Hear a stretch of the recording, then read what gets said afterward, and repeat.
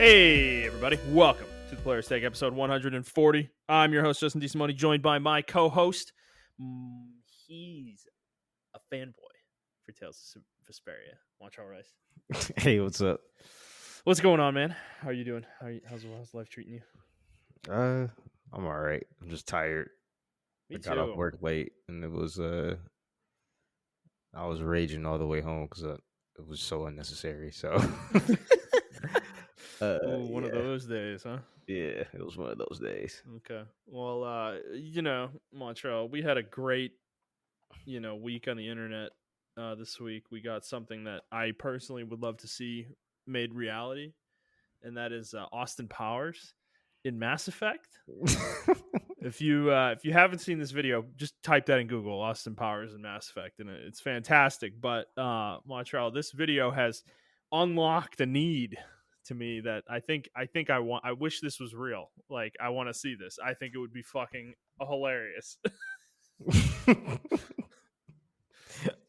I don't know if they do all that. They take their games a little bit too seriously, but that was pretty funny though when I saw it. I mean, yeah, they take their game seriously, definitely. But I mean, that's my point. Somebody just like taking the piss out of Mass Effect, just like a fucking parody game.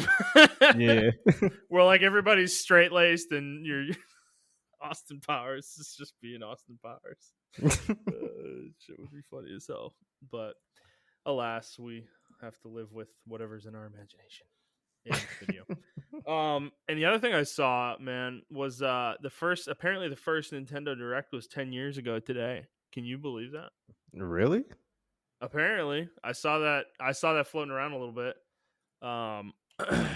And I don't even know what was it about. I almost can't believe that. Yeah, it is 10/21/2011. It's on YouTube. It's on Nintendo's YouTube channel. That's fucking crazy, dude. Hold on, I'm gonna pull it up real quick. See what they talked about. Like, what did they talk about? I think it was Breath of the Wild. Dude, Nintendo.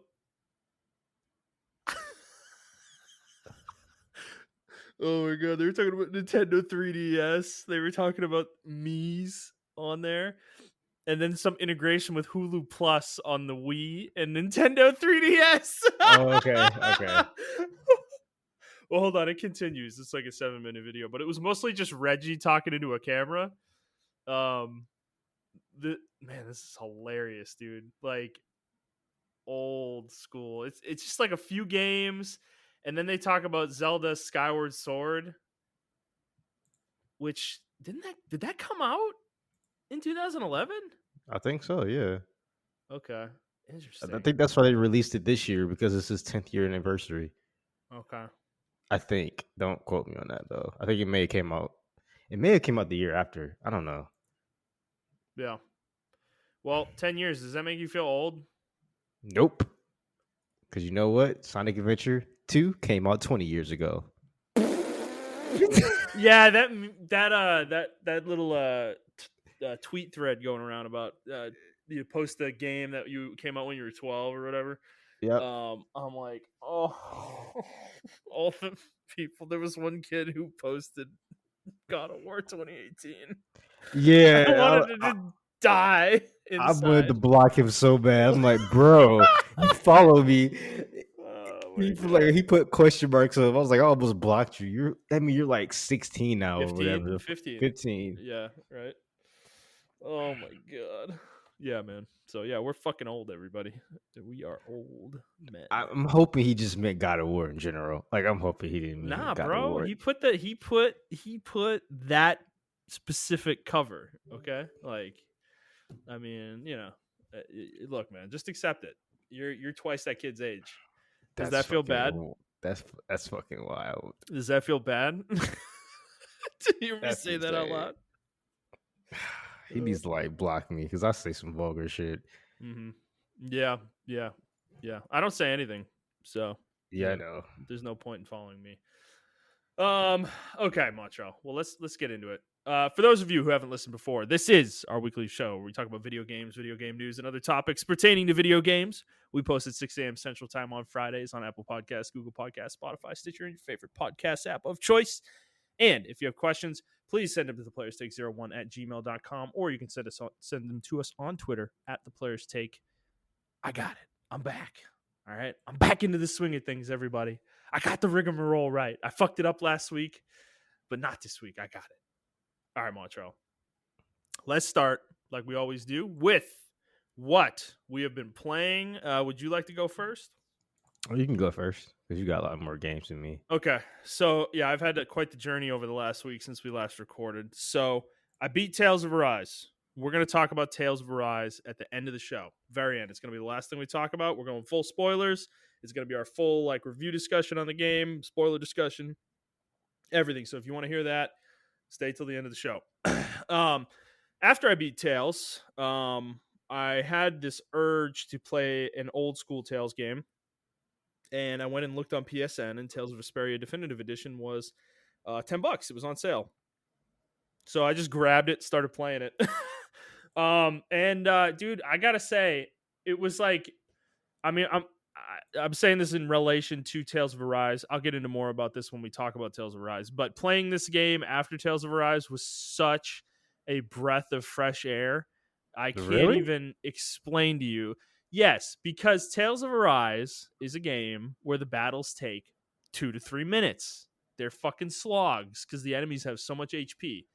Tales of Vesperia, on the other hand, the enemies die in like 4 hits, and it's fucking amazing. And I'm like, I forgot this is how Tales used to play, you know? Like literally it's Well, one you are combo. playing. You're playing on. Are you playing on normal? Yeah, sure. I am playing on normal, but Tales of I think that's Arise, the difference. I don't I think think so. Even on normal and Arise, it wouldn't be that quick, dude. Like the battles take less than 5 seconds sometimes. Like that would never happen in Arise ever. For I any don't know, reason. man. And I even the think first boss battle didn't take very long. It was, I don't know, less than a minute probably overall. So it just, I feel like my character's doing more damage than I ever did in Arise. Like literally right out of the gate, my auto attacks do more damage than they do at like the end of Tales of Arise. Like that's how different it is. So anyways, this game, it feels good to play. I'm happy to play it. I will say, I forgot, man, this like era of JRPGs, how like fucking we've come a long way in video games with voice acting. Because man, the voice acting it's not bad, but it's also not good. It's just stiff, you know.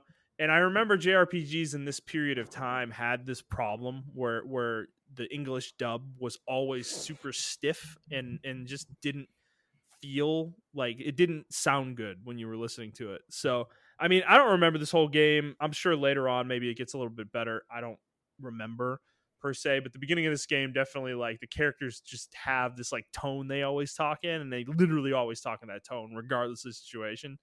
And it's a little jarring for sure. But I'm excited to play this more though. A normal, more kind of traditional Tales game from the era that me and Montrell kind of like the most. So I'll definitely be playing this more. I don't know if I'm gonna like hardcore play it. I'm probably gonna slow burn this one between some other games, but enjoying it so far though. okay. Then I got back to Mass Effect 2. So I had this moment when I beat Arise. I was like, you know what? I gotta get into this fucking backlog. I got this giant pile of games over there, just sitting there staring at me, embarrassing me every day I look at it, and I'm like, I gotta get some of these fucking games off the pile. So yeah, I'm decided to jump into Mass Effect 2 again. I ended up beating it yesterday. I fully finished it, so I had just resumed where I was earlier in the year, and this is funny, man, because I remember back in the day when I played Mass Effect the first time, each game for the first time. I always liked Mass Effect 1. I always thought it was good. I really loved the story in that game. I loved the world building, the lore, the setup, and everything. I knew the gameplay wasn't that great, but I could get through it for the rest of it. And Mass Effect 2, I kind of agreed with the consensus back in the day that it was the best Mass Effect game. I thought it was excellent at the time. I remember loving it. I think it was awesome. I just thought it was just like so fun. And 3, I kind of hated 3. I really didn't like 3. I thought 3, the ending really soured everything surrounding 3 for me. And in the rest of the game, I kind of like forgot about, to be honest with you. But beating Mass Effect 2 yesterday, I'm not gonna. I don't. I can't say this definitively yet, but this is kind of the feeling I have right now. Is that I think it might be my least favorite of the trilogy now. 2 or Yeah, 3? two, 2. two. Okay. Playing through it now. Um, it. I mean, I explained this a few months ago that I think its story is just completely separated from the rest of the trilogy. It has very little to do with the Reapers, even though the game you talk about the Reapers all the time. There's just very little actually going on related to them. It's a lot of just character stories, and it's a character-driven game. Most of the game is centered around your crew, assembling your crew, doing stuff for your crew, making them loyal, learning about your crew. And that doesn't mean it's a bad game. It's not a bad game. I don't think it's a bad game. I think that element of the game is excellent. The main narrative is where I have a problem. I don't think the main narrative is good in this game, and I also think the gameplay has aged really poorly. And the reason I say this is because I started Mass Effect 3 today, and I played about 2 hours of it so far, and I fucking totally forgot how like transformed Mass Effect 3 is compared to 2. The way people think of 2 to 1 is like the way 3 to 2 is. It's like it's totally different in terms of the way it controls and the way movement feels and everything like that. Like Shepard moving is way smoother. Has You have way more precision of control. The actual shooting feels even better in this game in Mass Effect 3 than it does in 2. And I forgot all the little gameplay things. There's actually more RPG elements in this game than there are in 2. They kind of brought some of the RPG elements back. Like there's gun crafting, there's gun upgrading, there's weapon mods. You have more skills available to you, and those skills have more levels to them than they did in 2. Mhm. So I like totally forgot all these elements of Mass Effect 3 because I have not played Mass Effect 3 since 2012 when it originally came out. I've never touched it since because I always had a bad opinion about it. But I'm like playing through it again and having just come off 2, and the way I've kind of felt about 2 is I feel like 3 I'm gonna like more than 2 at this point. And I'm already feeling that way. And it's just like with 2, you can tell for me, this is the way it is. Because like if you've listened to this podcast for the last like year and a half, you know that I played Mass Effect 1 at the beginning of 2020. I beat it. And then I started playing Mass Effect 2 and I got like 33% through it. And then I dropped it and never thought about it again. And then the Legendary Edition came and I played Mass Effect 1 again. And then I played Mass Effect 2 and I got like 66% of the way through it. And then I dropped it and didn't play it until now. And it's like, there's kind of a reason for that. I like didn't enjoy the game, you know? It's one of those things that the game overall, I think your first time through it, it's going to be an excellent game for everybody. But on a replay, it just doesn't. It's not fun. Like I wasn't having fun. I knew all the story beats. You know, I know most of the characters' loyalty missions. I remembered most of them. You know, it's like I didn't. You just don't get much out of it. It's one of these games that I feel like if I ever come back to Mass Effect, I'm probably just gonna watch 2. Like I don't really want to play it. You know, um, to be honest, because there's just not much. Like the gameplay's not great. It really isn't. It just doesn't feel that good. It's still it's because you can tell that it's like it kind of uses Mass Effect 1's engine still because there's a lot of asset reuse in Mass Effect 2. Out of necessity, they made the game very quickly. Same with 3, Mhm. but it I noticed it more and more the more I played the game. I was like, yeah, this is a lot of this stuff. Like the game like has like a new coat of paint. Like it has like a cover over it that is like makes it look better. And it obviously controls better to some degree. And the shooting is more precise. But the movement's not that much better, especially with the Legendary Edition, with what they did to Mass Effect 1. The difference between 1 and 2 is a lot less pronounced than it used to be, like back in the day. They fixed a lot of issues in 1, and the shooting was tightened up a little bit. And it's still not as good, but it's not like anywhere near as large of a chasm as it used to feel. Yeah. And so it's just I don't know. I don't know. I mean, how do you feel about 2, man? Like, am I crazy or I don't know? Do you have some of the same vibes? I think you're going a little too hard on 2. Yeah, I mean, I'm not Uh, saying it's a bad game. I'm trying. yeah, I'm just saying I'm more negative on it than I used to be. You know, yeah, yeah. I I don't love think it the way I did before. I guess. 2 is a product of the times. It was a it was a drastic improvement on Mm-hmm. one. It also came out around the time Gears of War came out, so it borrowed heavy from that kind of system. Mm-hmm. So the cover system and everything like that. But I wholeheartedly agree with you on three. A lot of people dismiss three's combat.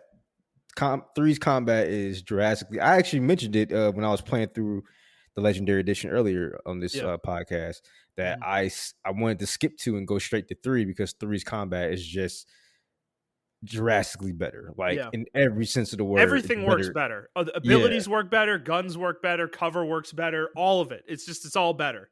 Like yeah, it's everything is it's like vastly better too. I don't want to understate that. Like I yeah, feel like it's vastly improved. and I'm not like over exaggerated. It's way better. It's the best combat in well, besides Andromeda, it's the best combat out of the trilogy, in my opinion. So I think they knocked that out the park. And then on top of that, like I said, I was disappointed that they didn't add, the multiplayer. So I think you would enjoy the multiplayer a lot. It has Mm-hmm. that Mm-hmm. wave element to it. It's a horde mode thing, but it also has like an ARPG sense to it as well, which I really love because you can build certain. You have like they had tons of characters that had different abilities and things of that nature, and you build them in certain orders. You have certain builds for tons of different characters, and it Well, you was can just play like all the races too, right? yeah. You can play all the races. You can customize your guns. It was just crazy the amount of shit you can do in the multiplayer. It was really really fleshed out. A lot of people thought it was. I think they meant for it to be a cash grab, but actually was like a mistaken hit because Yeah, whatever studio they gave it to work on just fucking knocked it out of the park. it was. It's funny. It was actually people that made Andromeda. Oh, okay. So it wasn't an Yeah, external team to BioWare, but it N- was it was external their. to It was Edmonton. their B team. They Okay. made it, and then they gave Which that is B why team they gave them Andromeda, huh? exactly. Yep, Okay. because it was Yeah. such a hit, and everyone didn't expect it to be a hit. Yeah, so I'm gonna beat 3, and then I think I'm gonna play Andromeda next. Honestly. Um Okay. I think I don't know what it was, dude. 2 is like it feels like a boat anchor. Like it was holding me down. I'm like fucking excited to play Mass Effect 3 right now. Like Well, I'm I wonder. I I'm want to know it too, because I was thinking about while you were talking, and a lot of the characters you play with in two die in, or spoiler alert, they well, die they in die three, or and they or are they they're and not or used. they're not in your party. Like Yeah, most of them aren't part of your crew in 3, you know? yeah, and it's very weird how they kind of like move all those people to the side, That's my move point about every 2 is it's all disconnected almost from 1 and 3. Like, yeah, and then the same people you're working for in two are your enemies in yep, three. So it's like yep. it all kind of comes back. And yeah, two was like a if you're putting in shonen terms or anime terms, it was a fucking side quest. It was a filler episode, it was filler series. Or And then it was like a training arc or something, you know? yeah, Like, yeah. it's like, yeah, it's not part of the main. It doesn't feel like it's part of the main story. So, uh, do you remember in Andromeda though? Is the Paragon Renegade system in that game? No, Okay, so it's they not. did take it out in Andromeda. Good, They because use yeah, the same system that's in Inquisition. okay, because yeah, in that is the thing in 2, I think, and I think in general in the trilogy, this is the thing that ages the worst. Is the Paragon Renegade system? I think obviously as an industry we're kind of beyond the black and white morality spectrum in games. And it just doesn't hold up well. It sucks because like I want to say something, but I want to get Paragon points, and the thing I want to say is a Renegade option, and you know that, Mm, and it's like it's just like so it's funny because in 2 eventually I just kind of said fuck it. I was going Renegade, and I didn't like the Renegade options for the most part on a lot of the answers for a lot of the questions, conversation options. And eventually I just said, about halfway through the game, I said fuck it and just started saying whatever the fuck I wanted, you know? And honestly, the game became a lot more fun that way. Not worrying about my fucking Renegade or Paragon score, you know? So and it's funny to think about because I maxed out the Paragon bar in Mass Effect 2 and I got 80% through the Renegade bar still in Mass Effect 2 as well, even playing that okay. way.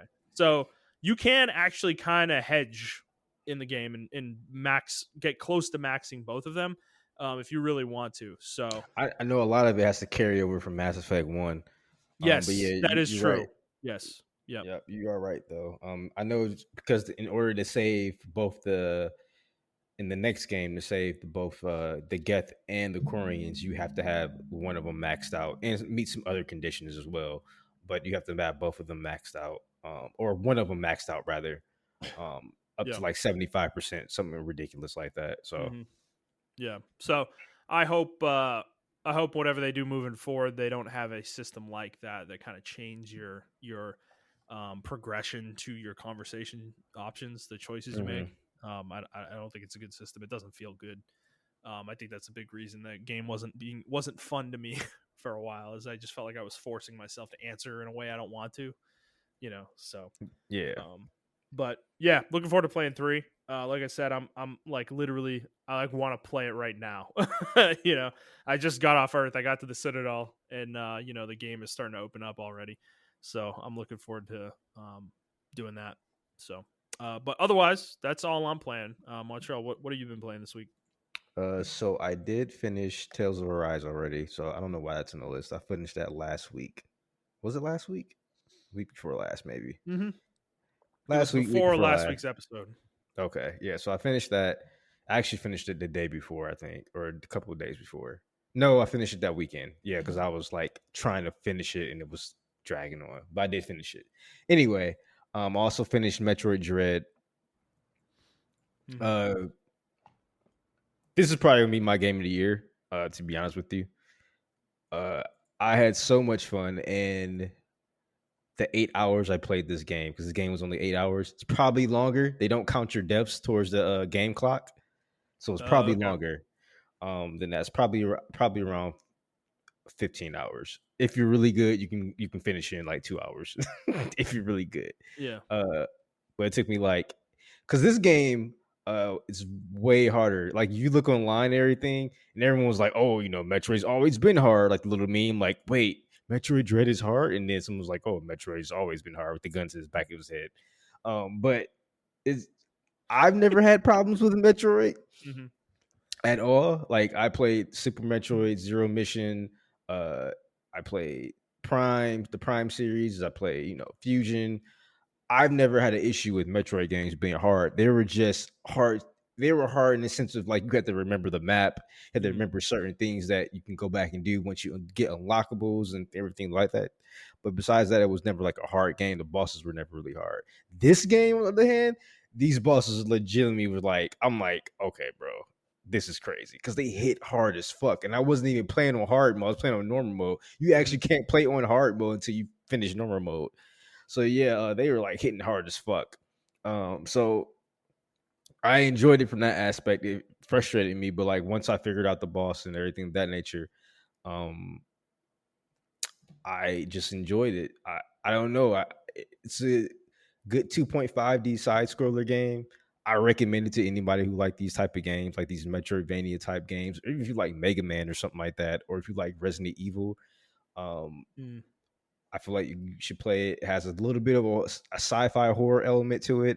I thought one thing that was interesting is with these robots that chase that in certain areas of the game, these robots chase you, and you can get caught by them, and you have a parry move. So like if the enemy wants to attack you, like you have a little parry window to like hit them, and then you stun them for a minute, and you can do like a 2 or 1 hit kill with them. So with this robot though, it's an insta kill if he catches you, but you get 2 parry windows to parry him. But the parry windows are insanely short, so you can do it the first time. You stun him the first time, you can get away because you can't. You have to kill him under other certain circumstances. But if he catches you again within that same area and you don't leave out the area, and he catches you within that same area again, uh, the parry window is completely random, and they did that on purpose because if they just had it set, then the robot wouldn't be a threat to you because you can automatically remember the parry windows and just keep parrying them. But yeah, after I did some research, I saw a YouTube video and they did confirm my suspicions that the second time you get caught by him, your parry window is completely random. Um, Mm. and you only have like a 1% chance of hitting it. So I thought that was like really cool. So then that made the robots a constant threat and a constant pain in the ass. through certain sections of the game. They don't chase you out throughout the whole entire level and throughout the entire area they're in. It's only like a certain subsection of the area you're in. It's a large subsection, but it is a certain subsection. And these areas too that you're exploring are fucking huge. I'm trying to think of a game that you played that's kind of like this. Um, but I can't off the top of my head right now. But yeah, these side scrolling areas are like fucking huge as fuck. Um, and it really was just unapologetically a video game. Like I don't know how to explain it, but it Mhm. was just unapologetically a video game.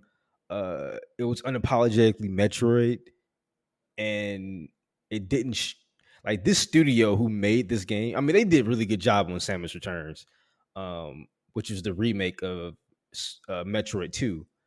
So they did a really good job on that game.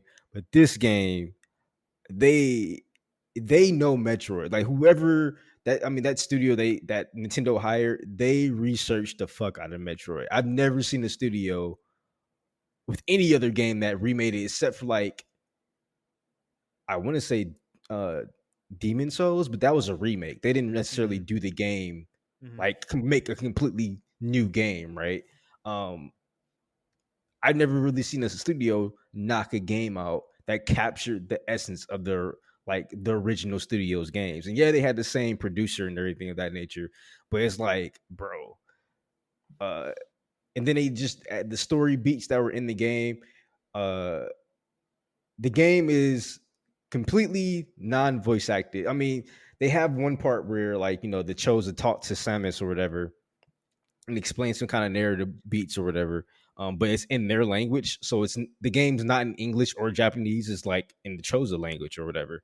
And there's one part I don't want to spoil it for anybody. Uh, but Samus talks like in Chosen.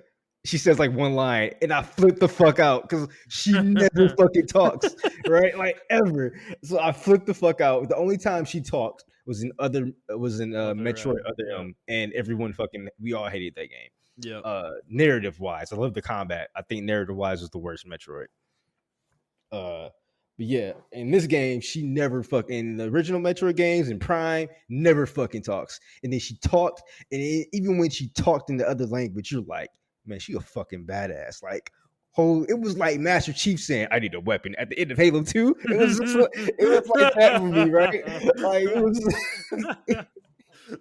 it was so cool. So Oh, that is iconic. I forgot about that moment, dude. so I think this moment for Metroid fans, I think that was like pretty iconic for a lot of people because I even saw I was watching streams and stuff and people playing it and they all were like, "Yo!" Like she just when she said that line in Choza, it was like fucking crazy. Uh, so I thought that was really cool. And for a game like this is how you do a game that has a narrative with no dialogue. This is how you do character development with no dialogue. Um, or you can see characters have emotion with no dialogue. Like I knew Samus's swagger. Like there are people who didn't even play the other Metroids, right? And they played this game, and just by her certain actions through certain cutscenes and everything like that, even during the gameplay, they knew what type of person she was. And I thought that was like really cool how much emotion was put into the game and put through Samus's actions without barely even any dialogue or anything like that. Uh, so I love the game. I recommend anybody go out and buy it. It's worth, despite what you may see dumb tweets on Twitter. I think it's worth the $60. And if you're not a Metroid fan, you can probably wait till it gets down to like $50. I don't think this game's gonna go down though, because this game's selling like hotcakes. Yeah. Um, but I do recommend it to anybody, even if you're not a non-Metroid fan and you don't know the other lore of the games. I still recommend it. If you're a Prime fan, I recommend it. It's a really good game. Fuck Kotaku because they just don't understand Metroid. Like I saw another article by them that who said like, oh, Samus is cool, but she's a non-emotional robot in this game. No, she's not. Like that's completely false. Um, so yeah, I think the game was like just fucking fantastic. Yeah. Uh I didn't know I can have this much. It was one of those games where when I finished it, I was like depressed for a day because I Mm, finished a great mhm, fucking game. I'm like, mhm. damn, this is a great fucking game. So yeah. Uh the next game I've been playing is Apex. I don't really have too much to say about this. But I do have one thing to say. Mm, mhm. I think this game has kind of solidified the domination of keyboard versus controller. Yeah, okay. Even though I can keep up with keyboard users, um, I don't like the way they do matchmaking in the game because if I team up with you guys, I get nothing but PC players. And Yeah. it probably doesn't help that you guys are like, I don't want to say predator level, but you got your levels are like 500, right? Mhm, So I'm always, and I was actually doing pretty good yesterday when I was playing with Snakes and Jet. I was mhm. getting like either second most in damage, like right other snakes, or I was getting the most in damage. So I thought I was doing pretty good. Man, Um, I feel like I've been dominating lately. Like I I think we've gotten 6 or 7 wins this week and we haven't even played that much like when I was playing. So, Yeah, I feel like me and Andy, especially Andy, has gotten like super. He's always been better than me at the game, but I feel like I'm catching up with everybody as far as skill now because I'm starting mhm. to get it. Yeah, was Um, it you I played with? Was it you and Andy I was playing with where we got like 2 wins or something? Or no, that I think that was with Brad actually. yeah, that probably went bad, but we did get a couple wins with me, you and Mhm. Andy, or was it me, you and, or was it? I think it was Snakes, me and Andy, and we got a couple wins. Mm, Um, mhm. but yeah, I don't know. But I don't know, man. I think that in the combination of like we don't know if they're hackers or not. Like, I don't really have this issue when I'm playing with just console players. Like, I Mhm. don't question my skill level when I'm playing with them. So I Yeah. said that because Halo just announced that their rank is going to be separated. Like, they do cross-platform, but ranked it's going to be keyboard and mouse people only, and it's going to be controller players only. Well, Uh, I think it makes sense because like I know there's been a lot of debate lately about aim assist with controller that mhm. console players get that it's like too severe. And I mean I've seen you and I remember when Snakes was playing on console as well. I've watched you guys spectated and I've seen the aim assist. It is pretty severe sometimes. Like you can tell. But I think ultimately I don't have a problem with it. I find it to be relatively fair because the movement differences between controller and mouse and keyboard is almost uncalculable in my opinion. Like the flexibility of movement I have with a mouse and keyboard versus what you have with a controller is just insane. Your ability to turn on a dime is not there because you have to like turn with the analog stick and it's just slow and like you can't put your sensitivity too high on console because you'll just fucking aim past people, you know? Yeah, Whereas with mouse keyboard, it's like it's so easy to just turn on a dime and turn around on people, you know? And I think that element is ultimately such an advantage, especially in a game like Apex, where movement is so important in this game, that I think they had to go pretty hard with the compensation on the controller side to enable cross-platform play, you know? yeah, So I understand where you're coming from, and yeah, I obviously hackers are way more prevalent on PC. They do exist on console, but it's more like hardware based hacking where you're hacking with like a controller hack or something, yeah, versus like the more software based hacks that PC has. So I'm sure the game experience is much better probably when you play by yourself. That's why I've actually been thinking about getting Apex on my PS5 just to play with like if you wanted to play, I'd play it on PS5 if it was just like me and you. And I'd play with PC with the other guys because but the like thing is, your all your stuff on. I don't recommend it because all your I don't care that much. I like it's not like I would do it that often that it's a big deal to me, you know. So I don't know. and I thought about going back to PC, because from what I've been reading, the when you have we have a certified Xbox controller, the aim assist is just as generous as it is on console. It's maybe a little bit more lenient, but I thought about it Mhm. as well. So I don't know. I'm just going back and forth right now, but yeah, that was. I mean, I'm enjoying Apex. It's just certain things of the game that. just need to change, and I'm not going to complain about it because we Yeah. all know what those things Don't are. drop it, Montreal. You got to keep Yeah, playing it, man. Because last time you dropped it, you came back and it was like you were like, I can't play with you guys. yeah. I was keeping up with you guys, and then y'all just went Yeah, off on it, and yeah. You I you didn't can't expect it to drop take it. off like that. I didn't expect Yeah. you guys to take off with the game like that. I mean, yeah, I'm surprised. Like, I actually think we are legitimately like good at the game. Not like we're not like we're not predator level. We're definitely not. My aim, I have days where my aim is bad. All of us do. But it's like, but when we're on though, like, dude, it's you know, I've Yeah, seen snakes and me and Jet. Sometimes it looks like we're hacking. yeah, So legitimately. but that doesn't happen that often, so it's like it ebbs and flows. But I do feel like we've gotten better at the game, definitely. So the game is fun. Also, we got a new season coming out in less than 2 weeks, and Yeah, the new that's character looks exciting. really fucking dope. Actually, Yeah, she looks everybody's claiming balanced. them as her main, claiming her as their main. So Yeah, she looks like a better Wraith. Like she's what I wanted Wraith to be. mhm. So, I mean, but we'll see though. But Yeah, she does look balanced so far. I haven't seen really any overpowered shit at all. yeah, we'll Um, see. We'll see yeah, about that. yeah, I can see her. If her alt's like 20 seconds, then yeah, we Yeah. need to have a Well, conversation. her ult's actually not the thing I'm that worried about. I do think it could be powerful depending on how you can apply it. The way it look for what it looks like it does. Like I don't know. Can you like look up and teleport up? Like, could you teleport onto a ledge from the ground? If you can do Mm, that, then that is going to be really OP. In a yeah, way that no other character can match. Because as much as we hate Valkyrie, she still has to physically like bridge the gap in the air, and make herself vulnerable to scale things. Whereas this character could just fucking teleport. So, but the tactical looks pretty strong too. It looks like a paralysis attack of some sort. So, we'll see how potent it is once we actually get a gameplay video and see her out in the wild. But we're getting a new map too, and that's exciting. yeah. And then my next game is Scarlet Nexus. So I wasn't gonna buy this game. Then I played the demo, which I am grateful for demos. And the demo sold me. I was like, oh, this is actually a really in-depth game. Like, I must admit, Bandai Namco actually tried.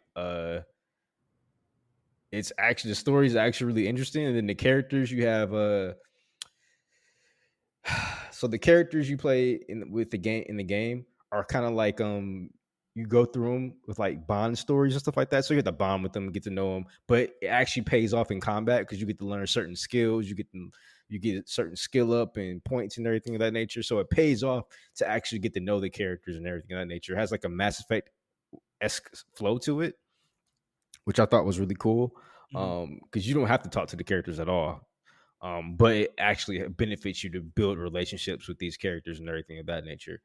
Um, and you get certain attacks that action in the game is actually really cool. I think the gameplay is actually really fucking cool. The AI of the character, your party members are left to be desired. To be honest with you, they're like more so like Donald and Goofy Well, I level. heard it was kind of like Tails, like they're kind of like Tails, like it's the combat sort of is in some ways. You know what it reminded me of? It reminded me of, I don't know why I got this vibe when I was playing the game. It reminded me of a better if Dot Hack was released today. Oh, okay, The original Dot Hack, not GU, but the yeah, original Dot Hack. yeah, Um I just get that vibe from it because you remember how the characters all had their own personalities in Dot Hack and everything of that nature. I get that vibe from this game as far as like the story and how everything's flowing and everything like that. It just reminds me so much of Dot Hack. And that's probably why I'm liking it so much. Uh it's actually a decent game. Like you can tell they tried with the game. The music is actually really dope. I like it. It's an original story. I mean, I gotta give props to where props is due because I talk shit about Bandai Namco all the time, but they actually tried in this game and it deserved all the praise it got. hmm I think it got like an 8 or 9 or 8.5, 8.5. It deserved it. I like it. I like the game. I'm going to continue playing it and probably beat it. And it doesn't overstay its welcome. Each character, you play with two different characters. You get two different sides of the story. Um, and each hmm side is about 20 hours. So okay. it doesn't really overstay its welcome. I like it. I think hopefully they make a new one, like a part two or whatever. But I'm not done with the game by far. But I just did a lot of research before I bought it, and I don't know why I did so much research. Oh, because Code Vein fucking scarred shit out of me for life. Mm. So but thank God it's not like a Dark Souls clone. It's its own game. So if you like, JRPG character action games, then I definitely recommend this game. Cool. Fair enough. All right, Montrell. Well, let's get into the news. We got a decent amount of news this week, but let's start with Nintendo, our lovely friends over at Nintendo. So, a few weeks ago, they had a Nintendo Direct where they announced the Nintendo Online Membership Plus expansion pack, which was going to have access to a library of Nintendo 64 games, Sega Genesis games, and they said they would announce the pricing later. Well, they have announced the pricing. And they actually announced along with this, you're going to get access to a Animal Crossing expansion as well with this, which seems crazy to me. I don't know if you can buy that expansion on its own, which is weird. But so the pricing, you will have to have Nintendo Switch Online, the base membership, which costs $20 a year for an individual. Um, the expansion pack is going to cost $50 a year for an individual membership, or $80 for a family membership for multiple Switches. Now, unlike the normal Nintendo Switch Online membership, you cannot pay for a 1 month membership or 3 month memberships, which is insane in this situation. But they've also announced the wireless controllers for the Genesis and Nintendo 64 that are going to be Switch compatible will also be available, and they're each $50. So, Montrell, what do you think of this pricing for all of everything I just mentioned? They definitely pulled it at Apple, I pulled the 100%. Nintendo. Well, yeah, they pulled an Apple Nintendo. Like Yeah.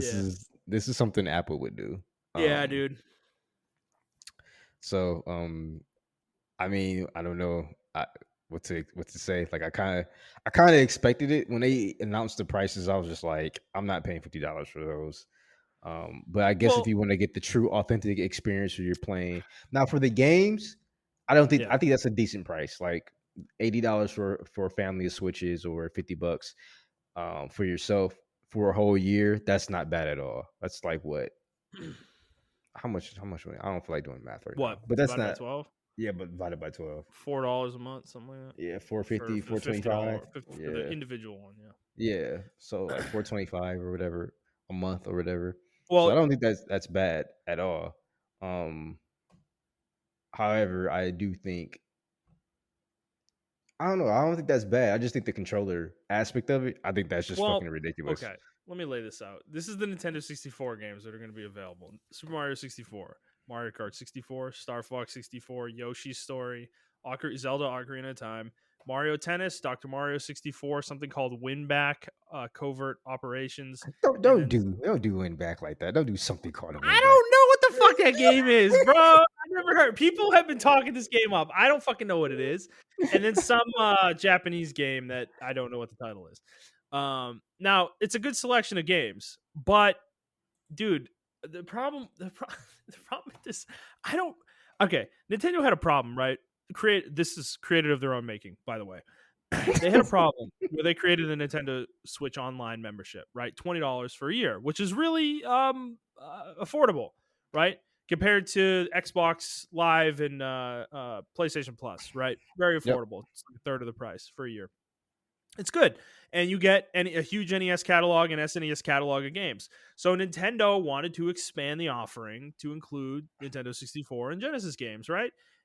But they have a problem here when they wanted to do that, is that just adding that to the base Nintendo Switch Online membership is not it's just not going to work. Like, they're not extracting any value from doing that. And the other problem is, if they just up the price of the Nintendo Switch Online membership, people are going to fucking lose their mind. They're going to get really upset about that. So they create this weird fucking obnoxious model where they make a separate add-on membership onto your original membership. We have subscriptions within subscriptions now. That's where we've gotten to.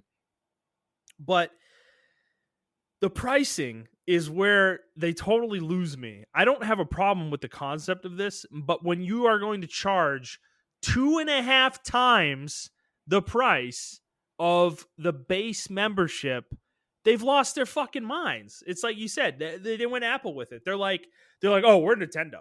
People will buy this. I mean, they fucking will. They're not wrong. They will buy this.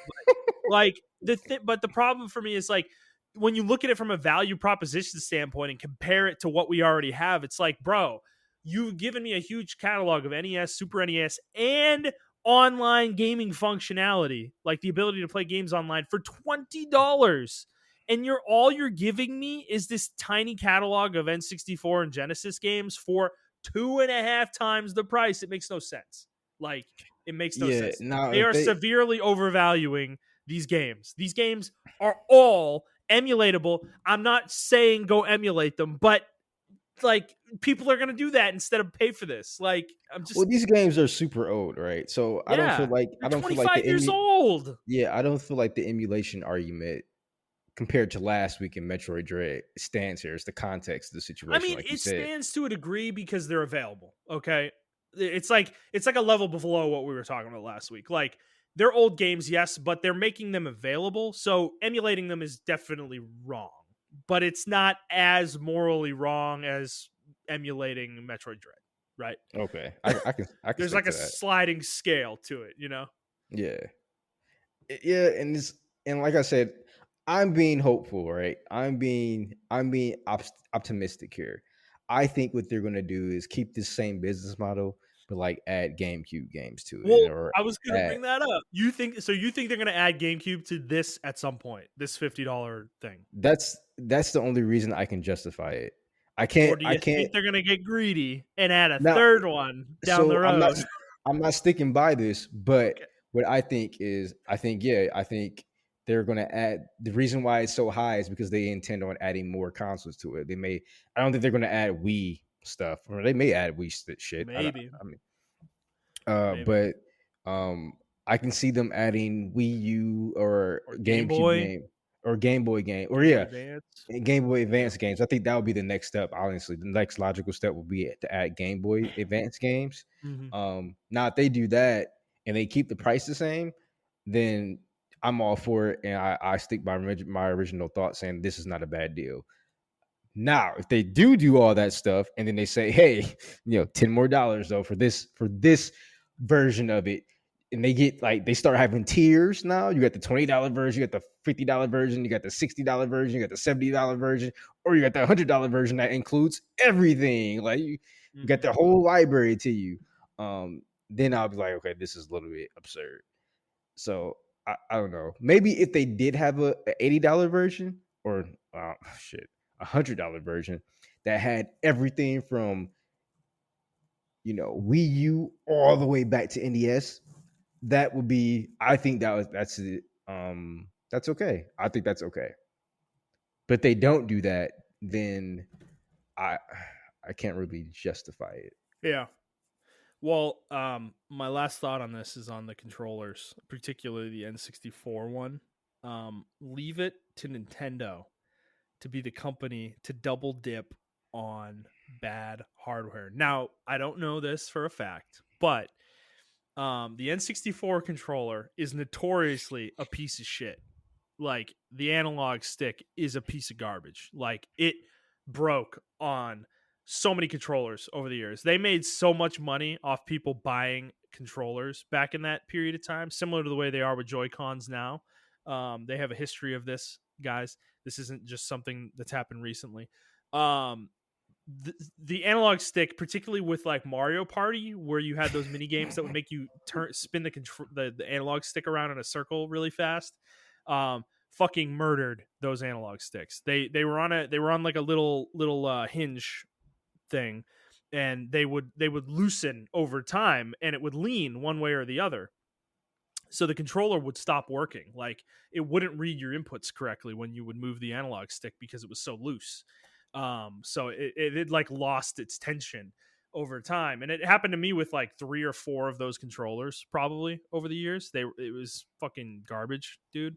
And so if they are like that, these wireless controllers that they're selling, and they do nothing about it, they can go get fucked. Like Nintendo, don't try to pull this shit again. Don't double dip on bad hardware, okay?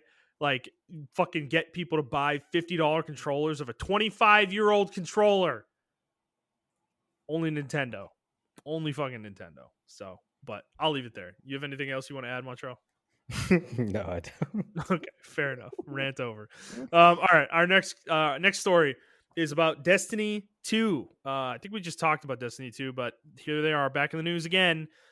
This is actually worse than what we talked about last time. So they have announced their new expansion. The what is it called? I don't even remember. Whatever. Their next expansion coming out, the Witch Queen, is coming out in February. And along with that, there's going to be a normal version of the Witch Queen expansion for $40. There's going to be a deluxe edition for $80. And then there's going to be a 30th anniversary bundle, The hell which is the 30th 30th anniversary of? anniversary of Bungie, I guess. I don't know. Okay. For $100. Now, the controversy here is that the dungeons in the Witch Queen expansion, there's 2 of them that are coming with this expansion, will not be accessible if you buy only the standard edition of the game. You have to buy the deluxe edition in order to get the dungeons. There's no a la carte option. You cannot buy them on their own. That would be bad if you could as well, though. We'll get into that in a second. So you have to pay $80 to access these dungeons. So this is what you get basically. So the $40 edition just gets you the expansion itself, which I assume is the campaign, and then whatever areas are included in that standard edition expansion. And then the deluxe edition gives you the 2 dungeons, and then the season pass, a season pass for the four sets of content coming out in the next year that are going to be $10 each. So it's built into that price. Basically, the dungeons are like a throw-in for that edition of the game. They're free, quote free or whatever. And the anniversary edition has really nothing special added onto it. You can kind of ignore that one for this conversation. So, Montrell, how do you feel about them doing this? Is this them trying to nickel and dime their user base? Yeah, I'm not a Destiny player though, so Well, this I would be can't like really. World of War. Just think of it this way: like World of Warcraft releases a new expansion pack, and all the dungeons you can't play unless you pay, $30 extra for the deluxe edition of the game. What would you think World of Warcraft players would do? Oh, they'd riot, bro. Like it would be the end of Blizzard. Like like this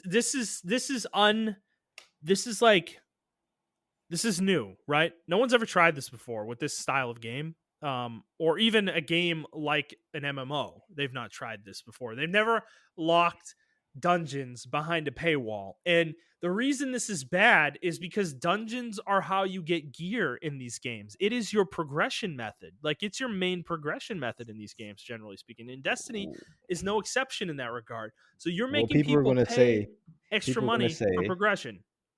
but people are gonna say, and I guarantee you, this is what the Destiny community is gonna say, because I used to be a part of them. Well, those dungeons are old, and the weapons you get, the exotics you get, are probably outdated. Don't even scale right with the new content. Mm-hmm. That's what they're gonna say. Yeah, but presumably these are new dungeons, right? I would hope. So wait, the extra dungeons you're paying for are new They're dungeons. part They're of the not the. Witch Queen expansion. Yeah. Oh, okay. I thought you were Yeah. talking about the older dungeons that they're No, getting no, rid no, of. no, no, no, no. This would be like this is like World of Warcraft releasing the Burning Crusade back in the day, and like Hellfire Citadel. It requires an extra payment to be able to do it, like to have access to it at all. It's there, you can see it. It's in the world, but you can't go in it and So do are anything in these? it. My question is this, because they did do this before. Did they? Okay. They did. So if you remember, they had an exclusive deal with PlayStation. Oh, okay. Yeah, but that's a little bit different. This is for They had everybody. They're not locking this content out for a specific platform, you know? I mean, people were pissed off about that too. Xbox players Which were pissed off I about don't that. disagree. I think that was bullshit too. I But do too. this But is I mean, worse. they have done this before, and I figure, and people will justify it with that rationality, saying, "Hey, they already done this." Now, when you say dungeon, is it like, is it strikes or Yeah, is it strikes. actual? Is it strikes? Okay, so yeah, Mhm. um, because if it was like raids, that would be a totally different thing. But I think there was one content raid that PlayStation only had access to. Don't quote me on that, but I know there were definitely strikes. So this isn't a new thing. So with that being said, I don't think this is a big deal. It already happened, but it happened in a different context. And I understand what you're going to say. Only reason that I say this is not going to make headlines or push waves is because people are really going to rationalize it. The Destiny community is going to rationalize it by saying they've already done this because remember, they locked PlayStation content Mhm. behind the PlayStation wall. So guys, and they're going to also justify it with other games saying like, hey guys, they already done this. Remember, Call of Duty also got exclusive content before when it was on Xbox, and then when they favored PlayStation, they already done this. So this is already a recurring theme. So this is nothing new. But I understand what your argument it is because, well, guys, this isn't just content for consoles. This is for everyone. Everyone's getting locked behind this. But Mhm. that's how they're going to try to rationalize it. Well, the other problem I have with this is this is a trend, and Ubisoft has been like the front of this trend. I feel Hmm. like where they make their standard edition almost as shitty as they can, like it's like a minimum viable product, you know? Like they make it as shitty as possible so that deluxe edition looks really appealing, you know? And I don't want this to become the norm where companies think because $80 for a DLC, I'm sorry, Destiny 2, I don't give a shit. $80 for a DLC is a fucking steep ass price. That is more than AAA console games this generation is $70, you know? Like that's insane, you know, to get the full fucking experience for a game that's been out for what, 4 years now? We're on with Destiny 2, right? Or is it Hmm. even 5? I don't I think even it's I been. don't I think I it's was 4. I think it was 2017 it came out. Yeah. yeah. Um and dude, like so like this like because like think about that. That $40 for the standard edition, what are you getting? It gets you the expansion itself. That's what the description says here. And additional cosmetics. Like what does that even mean? The expansion itself. So what? The campaign that takes like what 5 hours to beat, and then what? You can run around the world and do Crucible, I guess. Like the activities that you do in the game are locked behind the $80 version. And they actually said on Reddit, somebody from Budgie like said that you will be able to buy these dungeons a la carte at a later time, but they don't say when that is. It could be a month from now. It could be 6 fucking months from now. That's the thing. They're holding this. They're like fucking holding these dungeons hostage. Like they're like, oh well, if you want to play them now, you gotta get the $80 version of the game. It's I like if I was playing Destiny 2 and they did this, I'd be out. This would be the end of the road for me. Like, get fucked. Fuck this shit. This is them like pushing monetization to its absolute fucking limit in a game that's had loot boxes, in a game that's had different types of payment models, battle fucking passes and season fucking passes for DLC and then a la carte DLC. Like, when does it fucking end? Like, Bungie, I'm sorry, there's a lot of goodwill around Destiny 2, but there's also a lot of bad blood that they have created. And everybody loved to point the finger at Activision, but they've been off Activision for 2 years, 2.5 years, 3 years almost now. Like, they've been fucking well gone. Okay, they're making these decisions on their own. Okay, and maybe they learned this shit from Activision. Who fucking knows?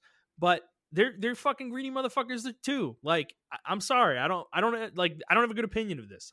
You're never gonna convince me that this is good for the players. It's just not. It's straight up not. Who does this benefit? Bungie. That's it. There's no other. There's no other answer to the question. This benefits Bungie. Like, I don't know. So yeah. I agree with you. I wholeheartedly. I have no counter to that or anything. It's just that I know how people are going to rationalize it, and unfortunately, Do even what if you I want, okay? You guys are going to be slaves to Bungie. You're going to be slaves to EA and Madden and FIFA and fucking 2K. Whatever. Do what you fucking want, okay? Keep telling yourselves that this is good. Like, like we're here now.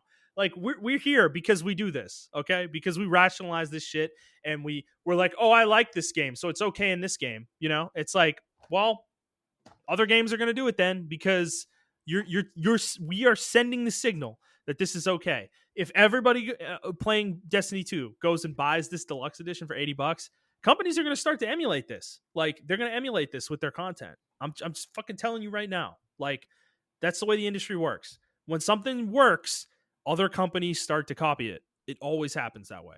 So, you know, I'm like exasperated at this point. I'm done arguing that you shouldn't fucking buy these games. You're gonna do what you're gonna do. Everybody's gonna do what they're fucking gonna do. Okay, do what you want. I fucking play games that I shouldn't play too. I've spent money on games that fucking like Genshin Impact. I put fucking more money in that game than I'm I'm like shamed at how much I put into that fucking game. Okay, like I'm part of the problem too. It's just understand. Like, don't sit here and try to defend it though. Okay, I'm saying like I am part of the problem. I admit that I shouldn't be doing what I'm doing, but we all have our likes. We like certain games. It is what it is. Some people love Destiny 2 and they're going to play Destiny 2 no matter what they do. Whatever Bungie does, they're in, you know? So, have fun. I hope you do. But just understand that this is not a good trend. No, I wholeheartedly agree with you and your rant. But that rant was cool because it reminded me of a story that I should have added before. Okay. Uh, Yeah. I knew it was one story I wanted to add, but I couldn't remember it until you mentioned it. Mhm. I wanted to get this before the MPD numbers, which was, oh my god, that came black. Uh, anyway, FIFA is ending its long-standing uh exclusive partnership with EA. EA can still make FIFA games, but it looks like FIFA is saying, "Hey, we're going to end it." Wait, So, is this an update on what we talked about? What was that last week where they wanted like $1 billion for yep, the license every 4 years? yep. So it Yeah, is an update to that. EA's walking away. No, FIFA is. Well, Okay. yeah, EA. It's like they're. I guess this is a It's mutual like a thing. Mexican standoff. Like Pretty EA much, is not yeah. budging. They're like, we're not paying you that much, and they're like, okay, we're not giving you the license if you don't pay us this much. Well, they still have the license though. So It's just not this is exclusive. exactly there. You go. It's not exclusive, so they can still make EA game or they can still make FIFA games. It's just not exclusive anymore. So they're gonna have to pay like the regular fees that everyone else has to pay and everything of that nature. Interesting. So I thought that was really interesting. NFL, get with it. Yeah. Demand $1 So billion. FIFA said this. FIFA is ending its longstanding exclusive partnership with EA Sports. A statement reads: FIFA is bullish, if I pronounce that right. FIFA is bullish and excited about the future in gaming and esports for football. It's clear Mhm. that this needs to be a space that is occupied by more than one party controlling all Oh. rights. Okay, they're only saying that because EA didn't agree to pay them $1 billion for the Yeah. license. Okay. So you think about However, it, right? You yeah, think go about it, ahead. right? I think Yeah, they have like a 4 or 5 year deal with them. yeah, EA that's makes a usually how long they are. Yeah, Yeah. So EA makes a billion. We covered it. They $1 make billion every year. billion Yeah, every year. So I don't think a billion is out of the question when trying to get another exclusive no, dude, deal. that's what I said when we talked about it a couple weeks ago. I was like, if EA is going to sit here every earnings call and talk about how FIFA Ultimate Team is pushing earnings and we are making $1 billion every year on digital microtransactions, and it's like you think FIFA's just sitting there like, Yeah, they're not as we're dumb kind as of the getting NFL, shortchanged, huh? y'all. Aren't we? Yeah. They're making a lot of money off us, aren't they? No offense to my American people, but Yeah. they're European. They know how to count. Like, so, like it's not the NFL, you know. So Yeah, I mean, yeah, man, fucking NFL. Yeah. so Well, maybe FIFA's blazing a trail that the NFL can follow because if I've learned anything, the NFL does not like blazing trails on their own. So they need other people to do it for them. I mean, we're not gonna know until what 2026, Yeah. 2025, Oh, right? yeah. Roger Goodell was asked about it too, and he's like, "Oh, we're so happy with our partnership with EA. They do such a great job every year. The He Madden, doesn't the fucking know. Madden, the Madden franchise is unmatched within the video game space." And yeah, bro, it's unmatched because nobody else can do it. No one else can make an NFL game. Fucking idiot. You know it's bad when like the mainstream media is like, please, Roger Goodell, please let someone Fucking else make Christ, this dude. game.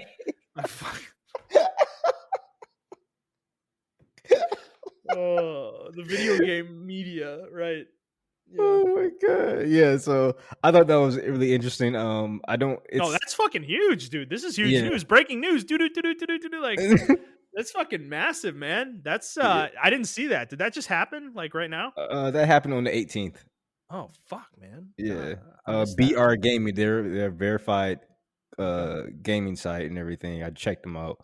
Okay. They Well, this is like a statement they got from FIFA or yeah. FIFA gave, so it sounds official. Yeah, it Damn, is. that is crazy, man. That is a big deal. I mean, that means like Konami, hey, eFootball doesn't need to be named eFootball anymore. Like they can go get the license, you know? So Yeah, I wonder what this is going to be for feet. Like, is it going to be called EA Football 2023 now? Like, true. Yeah. you know, Can they they can't say. use that name anymore? I think Yeah, I think exactly. I think the original story mentioned that they were exploring options about changing the name of the game series. So I don't think they can. That's interesting, dude. Like yeah, that's a big deal, man. That's fucking nuts. Exciting. Exciting Yeah, times. they were in negotiations when we covered it, but now it's like, yeah, It fell EA apart, is yeah. yeah, it's fell apart. So, and it looks like I found an old article here that EA was actually removing all their old sports game, all their old FIFA games. I think we covered that, but that could have been why. Yeah. But yeah. So Interesting. All right. Well, fair enough, man. That's a big story. All right, let's move on to our next story, which you already mentioned, alluded to. MPD numbers for September 2021. And the trend that has been going on the last 2 months continues. Total video game sales pretty much flat. Hardware up big. So total video game sales for the industry for September 2021 was 4.363 billion versus 4.248 billion for last year. That's a 3% increase. Video game content 3.781 billion versus 3.779 billion, which is barely an increase, pretty much flat. Video game hardware 412 million versus 276 million last year. That is a 49% increase, no surprise. Video game accessories 171 million this year versus 193 million last year. That is actually a 12% decrease in total sales. it makes Year over sense. year, total video game sales up 12%. And then total video game content, physical, digital, microtransactions, everything, 10%, up 10%. Hardware is up 49%, and accessories are up 9%. Top 20 games for the month. Madden NFL 22, number 1. FIFA 22, number 2. I hate all of y'all. NBA I hate 2K all of 22, y'all. number I hate all of 3. Case in point, my rant stands. Get fucked. Don't come to me and complain if you're gonna buy these games, okay? Just fucking stop it. Okay. Number 4, Tales of Arise. Number Okay. 5, Diablo 2 Ooh, okay. Resurrected. What the fuck? Nobody Was this cares. released on console? Apparently, we're part of the problem, Montreal, but apparently no one's mad at Activision Blizzard anymore. Number 6, I Death didn't buy Loop. the game. True. I guess only I'm part of the problem. I got peer pressured into it by Jet and Brad. Okay. Number 7, Call of Duty Black Ops Cold War. Number 8, Ghost of Tsushima. Number 9, Marvel Spider-Man Miles Morales. Number That's 10, interesting. Life is Strange True Colors. Number 11, Mario Kart 8. Number Oh my 12, Diablo fucking god. Prime Evil Collection. Now, I think the reason this charted is because it was being given away as part of a pre-order bonus for Diablo 2 Resurrected. So don't take that Okay. one seriously. Number 13, Sonic Colors Ultimate. Number 14, Minecraft. Number 15, WarriorWare Get It Together. Number 16, Assassin's Creed Valhalla. Number 17, Super Smash Bros. Ultimate. Number 18, Animal Crossing's New Horizons. Number 19, Call of Duty Modern Warfare 2019. And then number 20, Mortal Kombat 11, still hanging on. Montrell, what sticks out to you in that list? So I think Super Smash Brothers is going to be on top next month. This month? Yes, I agree. Yeah, or this month. For October, yeah. I agree. Yeah. I think What's going to Smash... beat it? I don't think there's anything. Yeah, I think that's going to be on. That's going to be ahead. It's probably going to be like the 4th position. I can assume. It'll I can be see high. It'll be top 10 for sure. Yeah. Yeah, because Sora just got released, so I can definitely see people going out and buying it. I bought it. I fucking bought it. Yep. I think he just got released today or yesterday. I can't remember. It was the 18th, so earlier this week, Monday, I think. Yeah, and I'm glad Deathloop was up there as much as they fucking marketed that game. Jesus Christ. Yeah, but dude, okay. Isn't this sad that this is the state of the industry though? Because like Deathloop is like an interesting concept, new IP. It is. Right? It is. And then you've got above it sports. JRPG, okay, we'll take that one. And then fucking 20-year-old game remade. Like, what the fuck are we doing, everybody? Like, hello? Like, we're playing old games or fucking sports games that come out every year and are the same fucking game. Like, like... Bro, people got so mad at me. Oh, did you see my tweet? Oh my god! First of all, okay, my first tweet was legitimately my fault. I got Arkham City and Arkham Knight mixed up. So Rocksteady Games or whoever tweeted out like, oh, this day marks the 11th year or 10th year of like Arkham City or whatever, and I'm like, wow, imagine thinking Arkham City was an actual good game. I got blasted for that. No! And I because I always get them mixed up, right? Because you remember Night takes place in the city as well. Yeah. And then some people are like, "Yo, did you mean Night?" And I'm like, "I did mean Night. That's the one with the Batmobile." They're like, "Yeah." I was like, "Fuck, I meant Night," because I played all 3 of them. I played Arkham Asylum. You cannot edit tweets on Twitter, and I had to delete the tweet. Deleted it. They packed me the fuck up. Rightfully so. They packed me the fuck up. I mean, you did deserve it. If you actually meant that, City is good. Like City is good as fuck. Yeah, City is good as fuck. I think Asylum's the best. In my opinion, Asylum's the best, but City is really up there. It's right up there with it. Mm-hmm. Nice trash. But yeah, Night is fucking ass. So the other tweet that I kind of got people were trying to pack me up for, but it was actually a debate. I said, oh, because Demon Slayer came out this week, which is okay. I want to see the MPD numbers. I can't wait to see the MPD numbers for this month, actually. Oh no, if it's top 10, oh no. So Demon Slayer came out this month. Fuck you, I hate you. You forgot that? Dude, Jump Force was on the list for like months, dude. Like is that game like reviled now? Like, do people hate that game in retrospect? Bro, yes, but no. Okay. And this is exactly where I'm getting to my point, right? So Demon Slayer came out and it plays like, okay, so people are telling me like, Montrell, you got to play the game because it doesn't play like Ninja Storm. Because it looks like Ninja Storm, right? So like they're like, oh, it actually plays like a fighting game. You got whiffs, you got punishables, you got frame data, you got and I'm looking at the game and it looks like a fucking Arena Fighter game, right? Frame data, yes. So I saw somebody in the training, like in the actual practice tool, practicing combos, and I'm like, wow, imagine practicing combos for this fucking game, right? And, and then I tweeted after that. I'm a fucking asshole, I know.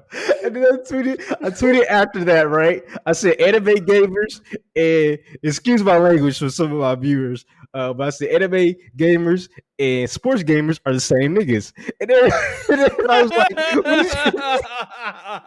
ooh, that one must have got you killed.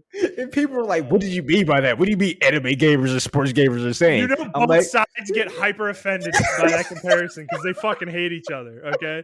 Yeah, weebs hate sports people. Like they take the piss out of them. Sports ball and all that bullshit.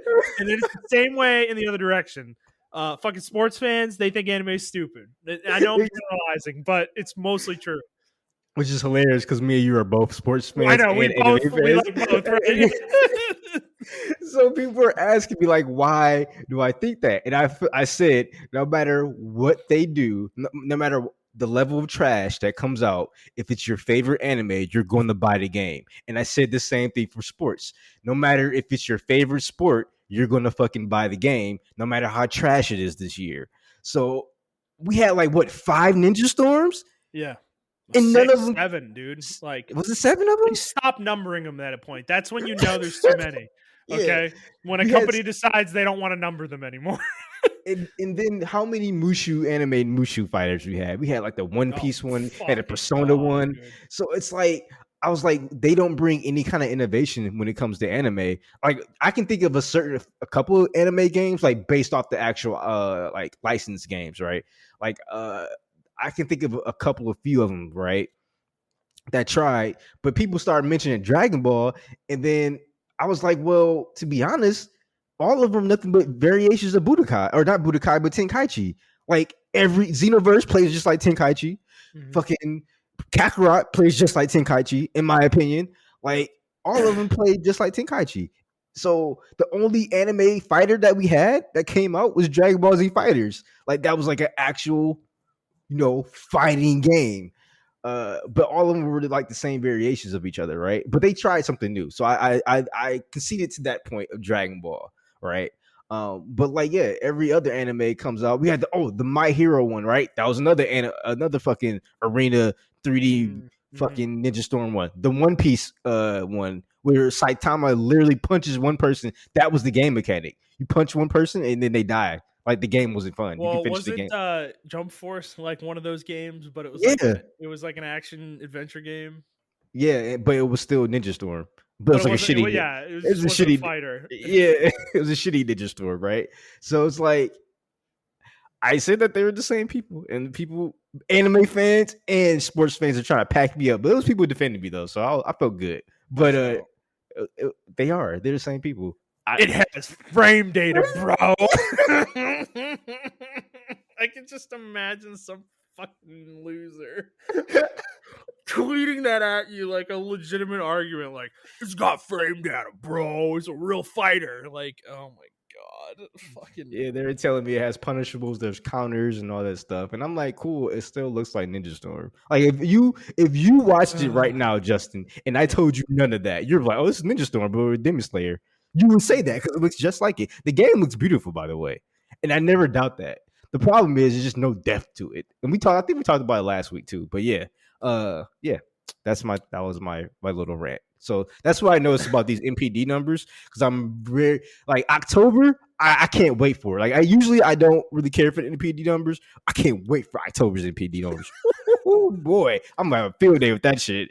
Yeah, yeah. I mean, you know, I'm sure the viewers feel the same way you do some months, but there's a reason why I put it on the show every week because it shows us like if you go back and look at the history of this data, like dude, guys, I bet you every September is fucking like this. Madden, FIFA, NBA 2K. Okay? Like go look. Go fucking look. I dare you. Go back fucking 10 years and look at it. Look at September. I guarantee you it's the fucking same or pretty close, pretty damn close. There's probably some outliers that break the trend, but those are probably some of the best games ever made. I bet. Like those outliers. Otherwise, this is probably what you're gonna see. So fucking like I'm No, hoping I'm hoping you learn I'm hoping we all learn something, okay? I That's understand the premise and I appreciate it, and that's why I don't say nothing because I'm like, this is needed. It's like one of yeah. those things that's like you don't want to do it, but it's needed and you need to know it. Because every time I look at it, I'm surprised by some of the stuff I do see, and then I'm surprised by some of the stuff I don't Mhm. see. So, Yeah, it's interesting to see how the industry moves. The fact that Diablo 2 Resurrected is on here, like it shows that the hate against Activision Blizzard it's already died down. Like period.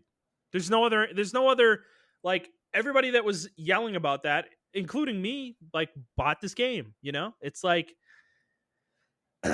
and I like have an excuse, but I think many people were probably in the same position. They probably have friends who bought this game and they're like they want to play something with their friends, so they fucking bought it, yeah, and there it is. So one thing, Tails, It set a new launch month dollar sales record for any Tales of franchise release, meaning that it probably didn't break their copies record, but it broke their money made record for a Tales game.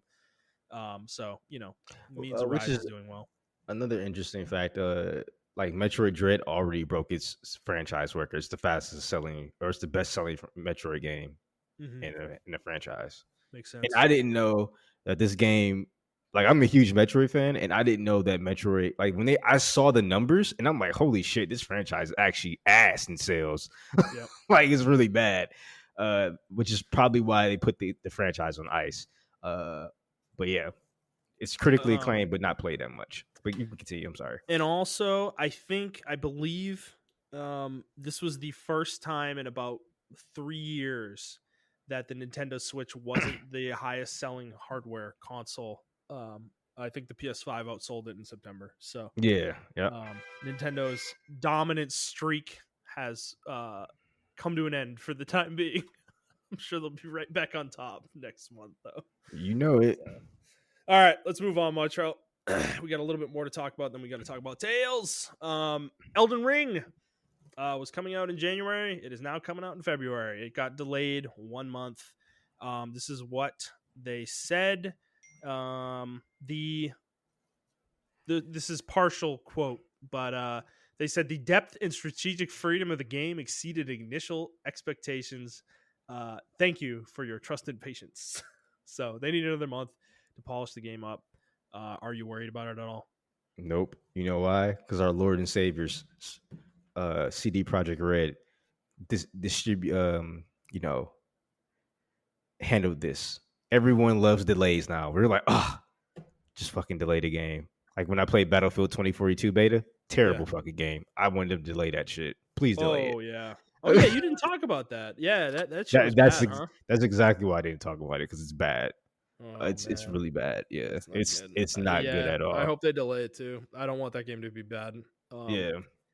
I know Call of Duty is not favorable right now, but the thing is, EA needs to understand that Halo's coming out, and Mm-hmm. Halo's been very well received. They're going to take the flag this holiday probably for shooters. Yep. Um, seed the ground. Let them have it. Let them have the hill.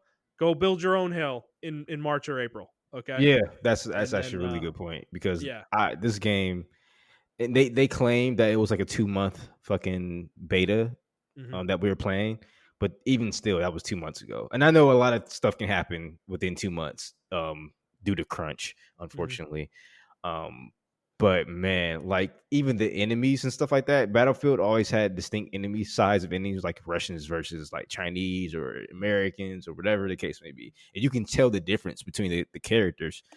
You can't legitimately tell the difference, and it's hard. The beta, it was hard for me to tell who was the enemy and then who was my foe. Like it was hmm crazy. So that was my biggest complaint. Besides all the other glitches and stuff like that, that was my biggest complaint with the game. And I don't know. I need to take that game back to the drawing board. yeah.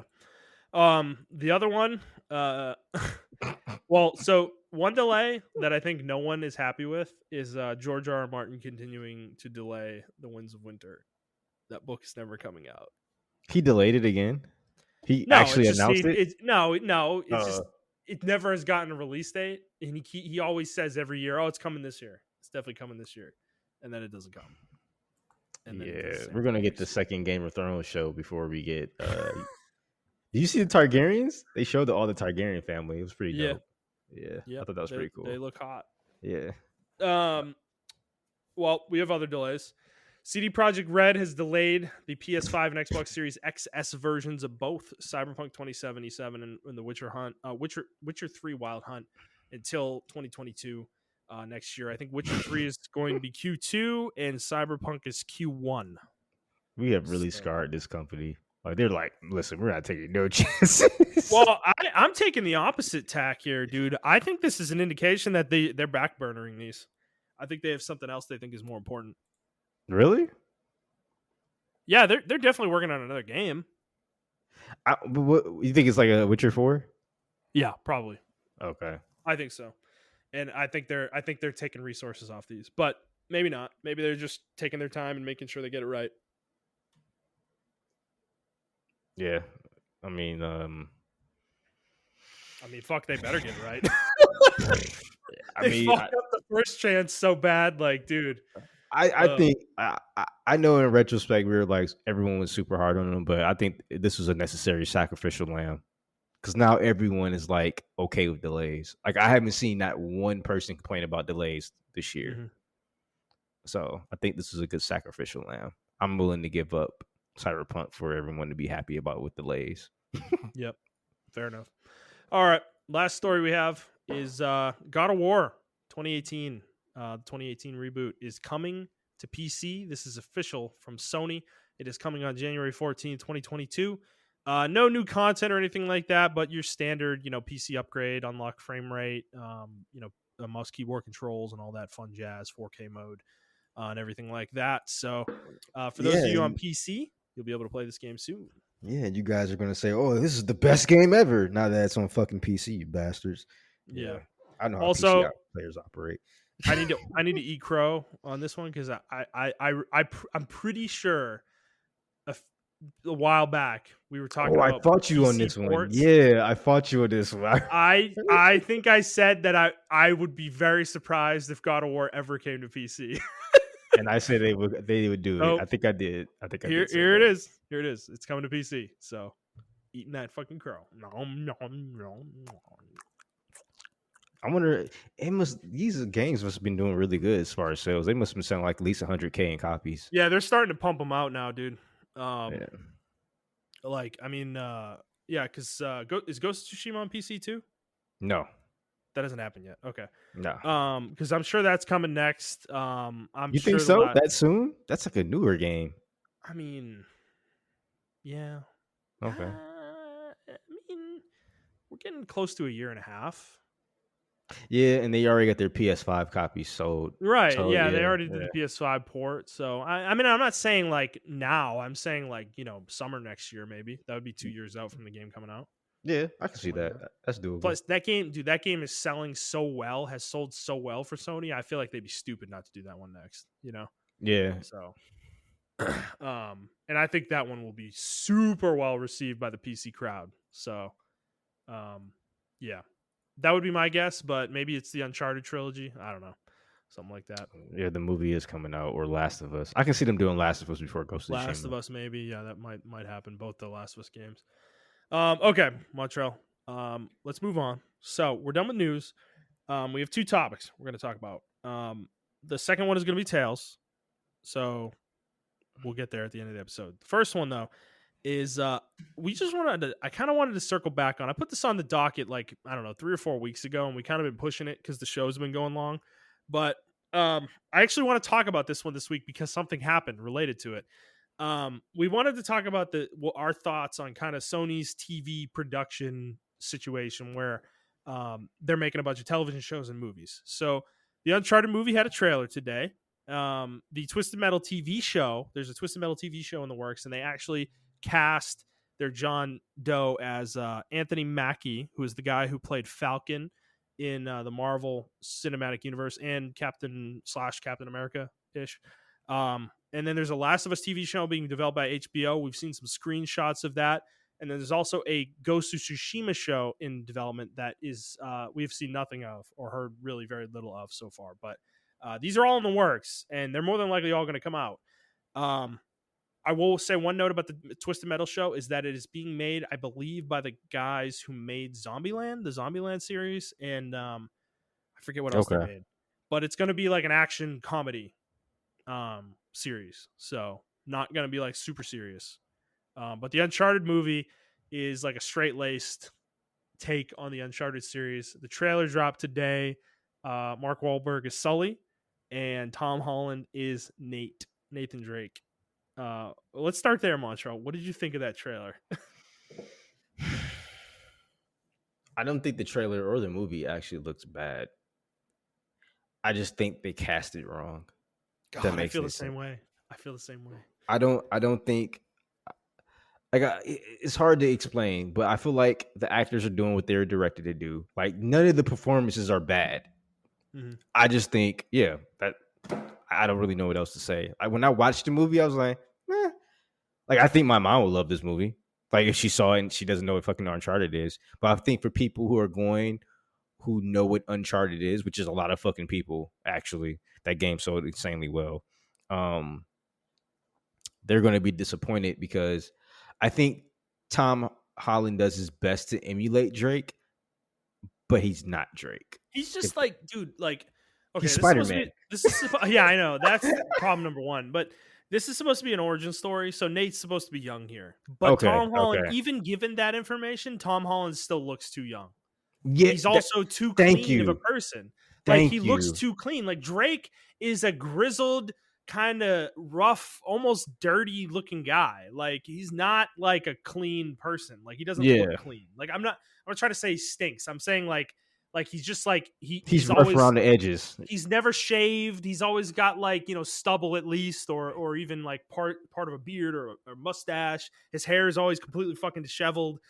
His clothes are ripped apart and look like he's been wearing the same thing for like 3 weeks in a row. You know, and so it's like Tom Holland looks like super clean, like really well put together, and it just doesn't work for me. It just feels like tonally off.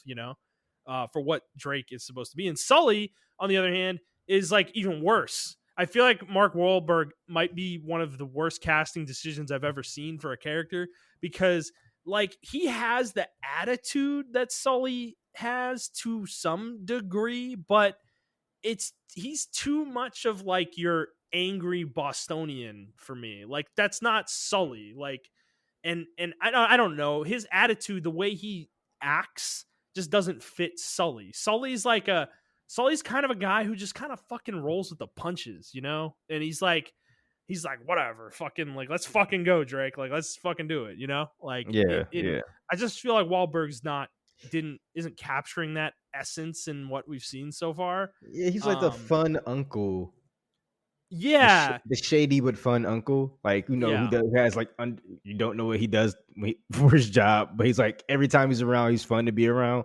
But like Mhm. your parents are like, I gotta watch that guy because I don't want him teaching my son some crazy shit or whatever. Yeah, but Uh, Wahlberg's like this like veteran treasure hunter, and it feels like he's like trying to be the leader. And maybe he should in a movie like this, like the origin story, but I don't know. Like cuz yeah, that's my problem. What are they going to do in later movies? They're just going to try to age up Tom Holland. I just don't think it's going to work. Tom Holland looks like the kind of person who should never have facial hair, you know? Like he just straight up shouldn't. He just looks like a kid. Like and that works, but he's like eventually he's going to be portraying a grown ass man who murders people to find treasure. Like he just doesn't fit that bill. Like Nathan Drake's not a good person. Like that. Like I don't know, man. As Peter Parker, Holland's perfect. But even as an older Peter Parker, Tom Holland's perfect. I yeah, just don't think, honestly, this is gonna sound so dumb or not dumb, but ironic. I think fuck, I just forgot his name just that quick. Oh, I think Toby Maguire make a good fucking Drake. or somebody said to me, Nathan Fillion as Sully might have worked too. I could see Yeah, that I too. can see that You too. know, Yeah. I, I don't know how they landed on Wahlberg. I really don't understand that one. So yeah, that's a weird choice. I'm not excited about it. I guess I'll just put it that way. You know. I was Um, trying to be optimistic when I saw like the movie poster and everything of that nature. I think the story looks dope. It looks very Uncharted-ish. Like it looks like an Uncharted story. It's outlandish, mhm. action movie, almost Indiana Jones. That's what they should have got. Is fucking Sully. They should have got a fucking Harrison Ford. Harrison Ford. No, that would be way too on the nose, dude. The series is Indiana Jones. Like that would be way too. They couldn't do that. They It's couldn't like a do that. double entendre type deal, like a double. Mhm. I don't know. I thought that would have been cool, but No, yeah, that would have been too literal of casting. yeah. I don't know who you. Maybe you just get a no name actor. I don't know, but Mhm. for Drake, they could have went with a couple of different people. Even though it is his origin story, I still think they could have went with like Yeah, someone else but Tom Holland. they needed a Not, guy with a smoker's voice for Sully. Okay. yeah.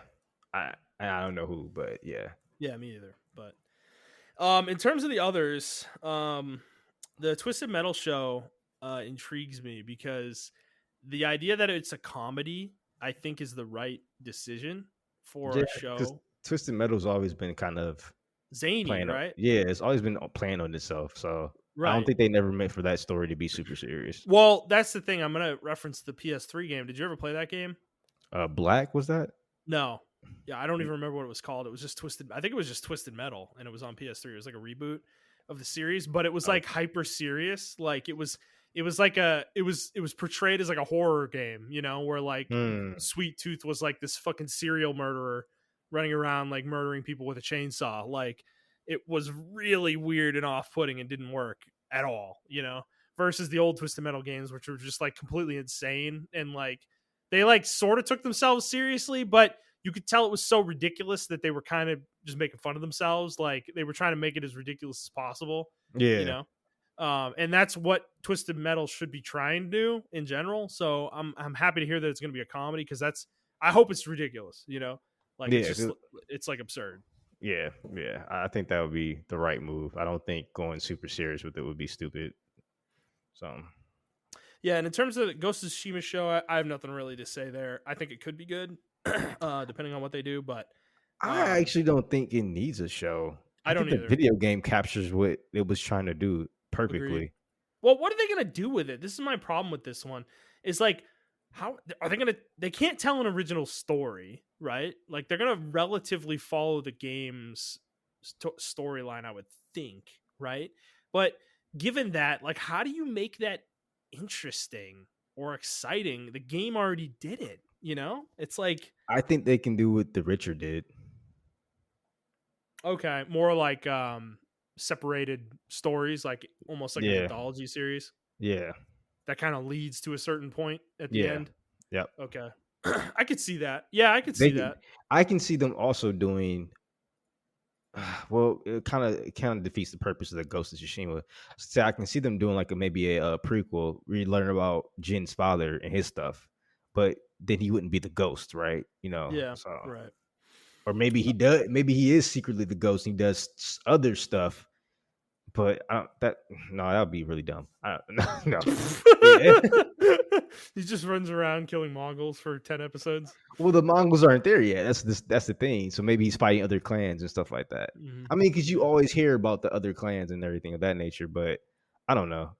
It's just they can retell the story, um, but maybe do it in a more artistic way. The way the video game was shot in vision, like black and white, that very I forgot the art style, the movie style that they call it, but that old Japanese samurai movie style, and I wouldn't mind that at all actually if they retold the story, but just in that way. Mhm. And then what about the Last of Us show? I know the guy who's doing with the Mandalorian. I forgot his name. He's playing Joel, which I think is an okay cast, and I forgot who's playing Ellie. Um, The Joel's actor Pedro something. yeah, I forgot his I name. forget his last name. The thing is, I don't mind the casting. I don't mind anything. I just don't want it to turn into another Walking Dead, which I think is going to do. Yeah. I just think yeah, that is inherently the problem with these is like if they get good, they're just going to get completely off the rails at some point, like totally Hmm. away from what the game is, you know. And it's not going to be enjoyable to watch anymore. And I mean, even the first season, like I'm thinking about Last of Us, like that one, I think is inherently going to be good if they just follow the first game storyline because that storyline is good, you know. But um, like the problem with it is like, okay, where do you go from there? You do the second game story because I don't think that's going to play quite as well on the screen, you know. Um, It will, but it will just be Walking Dead. They'll turn it into the Walking Dead. yeah, yeah, because that is where the game went there a little bit more, where like the world got bigger, you know, and that's Hmm. exactly what happens with Walking Dead. Is every season the world kind of gets bigger and bigger and bigger to the point that it's like just ridiculous, you know. Yeah, And exactly. so I don't know. I'm like I think it could be a case of a series where the first season's good and then the rest of it's just not anywhere near as good, you know, overall. Yeah, I think what they can do is they can actually probably stretch out the first game to 2 seasons. Oh, that would be terrible. I think they can do it. I don't I think they think could do that that. I think the I think it would Firefly be too stretched. I think the Firefly arc would be super long when they Yeah. get to the Firefly arc. Hmm. I can't see them fitting that one season. Unless they spend half the season in Boston or something. Yeah, that's true. But we'll see. I don't know. So yeah, overall, I don't know. I appreciate what Sony's doing with these, but I'm not like super optimistic about any of them, really. They're doing a better job than Xbox, but I just want to point out the hypocrisy of gamers accepting this, because when Xbox was doing it, everyone was like, "Oh, they're not even focused on the games anymore. Where's the games at?" Yeah, So, yeah. but Well, there's a yeah, level of difference because Sony is still focused on the games, whereas yeah, Xbox was kind of like going yeah. balls deep into TV. So, Well, I like that you said that because I think this points to a strategy that Sony's trying to employ is that they want these IPs that they made in the video game space to be multimedia. Like they want to make TV shows, they want to make movies. I'm assuming eventually they're probably going to get into books and things like that too. Like they want to make them more wider IPs than just video games, And some of them have the potential to be that, definitely. Um, but I do worry though that they run the risk of doing what Disney's done with many of their IPs, where they just run it into the ground to the point that I hate it. It's like what's happening with The Witcher right now with Netflix. Like anything with The Witcher's name on it, Netflix is like, "Yep, green light. Yep, we're doing it. Yep, cartoon. Yeah, movie prequel series. Fuck yeah, let's do it." It's yeah, like, you're right. You're right. it's like, okay, Well, well, it good. was a book in its defense. In Witcher's defense, it was a book first. So, Yeah, I know, but that's what I'm saying though. I don't care where it comes from. Like it's the same with video games. Like these are all video game IPs mhm. first, but if any of these sniff success, they're gonna go overboard, Oh yeah, and 100%. start doing movies and television shows and books and fucking extra games and all sorts of weird shit. Well, I do want to remind people that this is not going to be for us. So even if they do the original stories, um, even the Uncharted movie, right? They tried something new. And I say even the Twisted Metal series, I think that's going to be for gamers. That's going to be like a love letter to gamers. Um, I think the Ghost of Tsushima and The Last of Us in particular are not going to be for us. The reason I Hmm. say that is because those have the potential to draw outside audiences, and they're going to write it. They want the audience to capture what we captured when we play the games. If that makes any sense. So I am going to watch this through the lens of an average TV viewer who doesn't play video games or plays video games casually, and I don't know about these video games. And I Hmm. think that's what a lot of other gamers are going to have to do when these TV shows comes out, but they're not going to do that. But I think a lot of people should view it through that lens, and they might enjoy them a little bit better. So that's what I'm going to try to do. Hmm. I just wanted to mention that. I don't know how you feel about that. No, I agree. I don't disagree with you. Fair enough. All right, Montreal. Well, let's move on to our final topic. But before we do that, I think I'm going to do the end of the show rigmarole. So if people want to bow out now, you haven't finished Tales of Arise, you don't want spoilers, or you just don't care about our thoughts on it, we'll kind of call soft end the show here. So if you like this episode, please like the episode, review the show, subscribe to the show on whatever feed you're listening to it on, and please share it with your friends. We're looking to grow the audience. If you'd like to interact with us on Twitter, you can do so at iTrop for the Hokage for Montrell. That is the number 4, not the word. I'm at ThunderNut01, and the show is at The Players Take. If you'd like to send us questions, you can do so on Twitter, or you can send us an email to theplayerstake01 at gmail.com. All right. For those of you who are sticking around, we're going to be doing our Tales of Arise review. And Montreal, let's just jump right into it, I guess. So last time we left off, I believe I had finished the 5th region. Is that right? Is that Hmm. where I was last week? Yeah. And I finished the rest of the game. So we kind of texted about this a little bit, um, you know, while I was playing through it. And my God, is the back portion of this game fucking just, it just drags, man. My God. I fucking, I wanted it to end. I wanted to just put me out of my misery, please. Like every time I fought a boss, I was like, "Is this the final boss?" Oh, it's not. Oh, there's another area. Oh God, There's another like fucking world. Oh my god. oh my God, there's another planet. What the fuck? Like, it just drags, man. I'm sorry. Like, I know we started out really positive on this game, and I think our opinions both went downhill the further we got. And I think this is the consensus with this game is that the longer you play it, the worse it gets. Like, it's just not. I'm more. I know you said last week you were kind of at a 7.5 and an 8, and I was around a 7. I think I'm more around like a 6 now, probably Wow. after finishing it, and we'll get into exactly why. But dude, it's just I don't know. Like, tell me your thoughts, man. Like, did you feel the same way I did? Where like you started, I kept hitting the skits, and I was listening to the skits, and dude, I was at the point where I was about to skip those because I just like I the oh fucking I did. dialogue gets just so circuitous. They're saying the same shit every single time, It's like, Yeah. So I don't know. I don't know what happened towards the end of the game. I don't know if the writers were like jerking themselves off or they were trying to be like yeah, they're like, oh, this is what the Final Fantasy community likes. They like deep dialogue and stuff like that. yeah. Um, How are we gonna save the world? How are we gonna reform the world once we've saved it? how can we end racism? Yeah, right. Oh my God. Yeah, dude. and Like I don't know, bro. So towards that part, right after you meet, fuck, what was his name? Volron. No, Renan, the Renan guy. That was his Oh, you name, talking about Volron. you talking about the robot? Yeah, the actual Renan. Oh, yeah, the robot that like tells you what what the truth is of everything. Yeah, Hevrect 45 or whatever the yeah. fuck his name is. Yeah. Well, he's an actual Renan. Like that's his race, right? Yeah, but he's There's a he's one of Renan. the Hellgang Quill or whatever the fuck they're called. Yeah. So when you meet we meet what was his name again? Fuck, I just heard it. And you just Hevrect 35. Heverick, right? Yeah, You meet yeah. Heverick.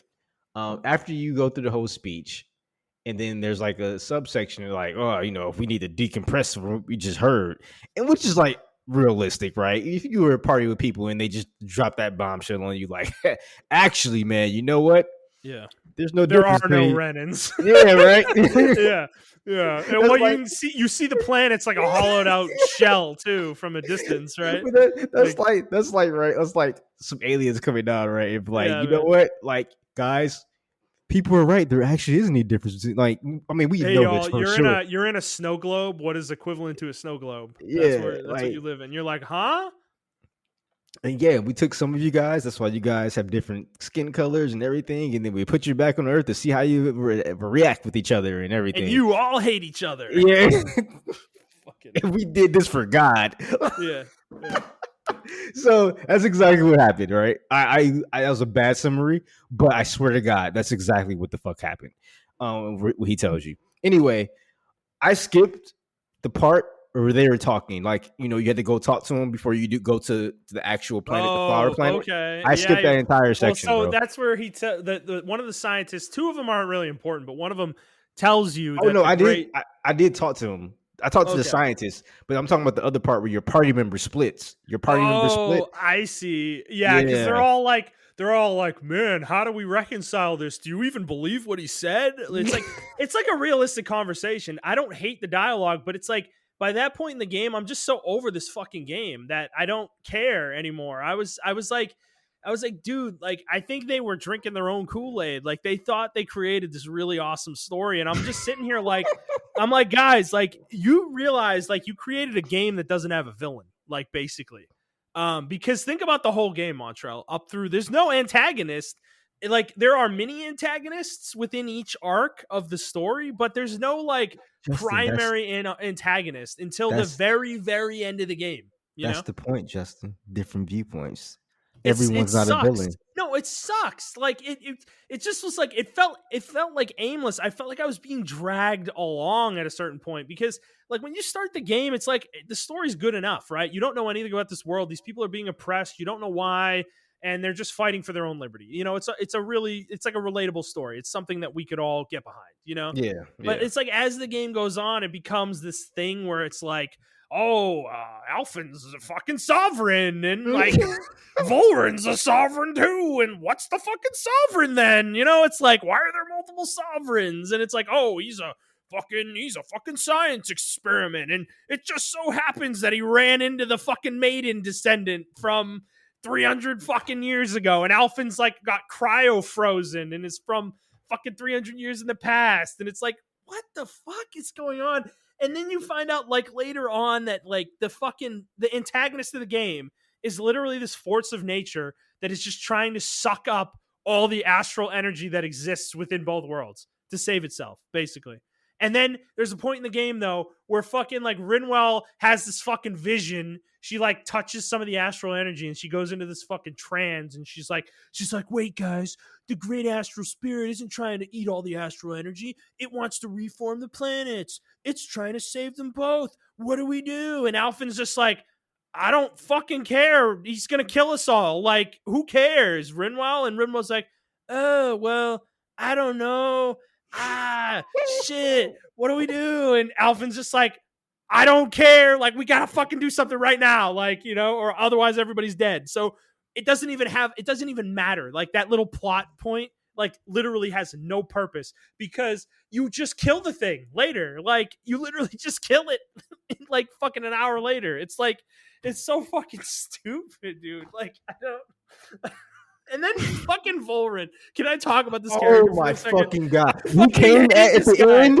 Oh my! I was done. I almost did my controller to fucking TV. I'm like, what the fuck is this? I was so mad. I was so done. 4:00 in the morning, Justin. Mm-hmm. My cats looked at me like, "Bro, you need to chill the fuck out." I was dude, you thought you were doing it, right? You beat the Great Spirit. You're like, okay, the game's gonna end now. And then this motherfucker shows up, and you have to 1v1 him. With a character who can't fucking heal. Are you kidding me? Like, who fucking designed this? They're like, it's like they probably thought, oh, they'll have items, right? I didn't have any healing items left. Well, you couldn't use your items. You couldn't even use your, are you fucking kidding me? You couldn't use your items. What? He was easily staggerable though. So no, he wasn't that hard. Yeah, he wasn't realistically. But the thing is, on hard, dude, like you literally could take like 3 hits before you died. Yeah, like, you're right. So you had to play like almost perfectly. I was done with the game. Yeah, and I was done with the game. I didn't want to do this shit anymore. I was like, I'm fucking done, dude. I was cussing him the fuck out. When he showed up, I was like, oh my fucking God, this bitch ass motherfucker showed up again. We don't care about you, bro. Go away. He's like an irrelevant character. He's just not even important. He's so irrelevant, bro. I thought he was the most coolest character. We came up on the scene. Yeah. He pushed Alvin. He's like, oh, he's like, yeah, Shion's mine now, bitch. And like Alvin got cucked for a minute. I'm like, oh shit, Alvin got cucked, bitch. He's like, and then he couldn't touch Shion anymore. Other that shit was like cool as fuck. And then and then you just get to you get to his region, right? And he's just like, and then you just beat his ass. You just beat his ass. He's not even hard. He's not even hard. Show him you beat his ass. Like, that's it. And then he disappears and he's not dead. And then he shows up on Lenegis and he's like in chains and they're trying to use him for some weird fucking ceremony to like make the planet's astral energy come to the Great Spirit. It fails. That's the other thing too, right? Yeah. So he has 2 near-death moments. 2 of them. Well, yeah, you're right. Okay, yeah, I thought he was going to be like, I thought there was going to be like a Tales of Arise 2, right? I'm like, maybe there's a Tales of Arise 2, the same thing they did with Zillia. Oh God, no, please. No. Right, so I thought they were going to do that, right? And they're like, oh, they kind of predict like, oh, this game's going to sell super well, like, whatever. Anyway, maybe you can help me understand. How the fuck did he know everything that was going on? Like, he knew about Havoc, he knew about the Great Spirit, and he just didn't give a fuck. Like, what was his point? Like, no, this is okay. This is where this game pisses me off. Is like the later the game went, the more obvious it became that they completely lost the plot of their own game. Because like you're right. You're pointing out something that's right. And Rinwell is another character that does the same thing where like her and Volron know information that they have no reason to know. Like nobody, they just start saying things like they like Rinwell, like that point I made earlier about her like interfacing with the great astral spirit and like being like, oh, it's trying to save both planets or whatever. It's like how like the scene doesn't give you that at all. That's not obvious in any way. She just has some vision and like goes into a fucking trance and comes out and is like, oh, I know all these things now, guys. Like it's she did that earlier in the game too with when you're on the fucking wedge and Yeah, yep. everybody interfaces with Dana's will or whatever the fuck. And she's like, well, I think it wants to save us, and I think it wants to do this, and I think it wants us to go to Lenegis. And then you're on Lenegis, and you like have these little flashbacks that are Dana's will, showing you people's memories, and it's like, and then fucking Alphen is fucking Alphen, dude. It like drives me crazy at the end because like he remembers Naori from 300 years ago who saves his ass, and like there's multiple points in Lenegis where he's like something happens and he has a memory of her. And he's like, oh, Naori wanted us to come here. And I'm like, what are you talking about? Like, she literally thought you were going to die. Like, when she put you in the fucking ship and it said, oh, there's a 10% chance he's going to live, you know? And she's like, well, I hope he lives. Oh, yeah. And she wanted you to come to this specific spot to do this specific fucking thing to get this fucking like outfit that you put on that you and fucking Shion put on, and then Shion's hair changes. Like, what in the fuck? So Like, I it's want to goes off mention the one part that rails. really fucking pissed me off. So you Yeah, remember that part, right? yeah.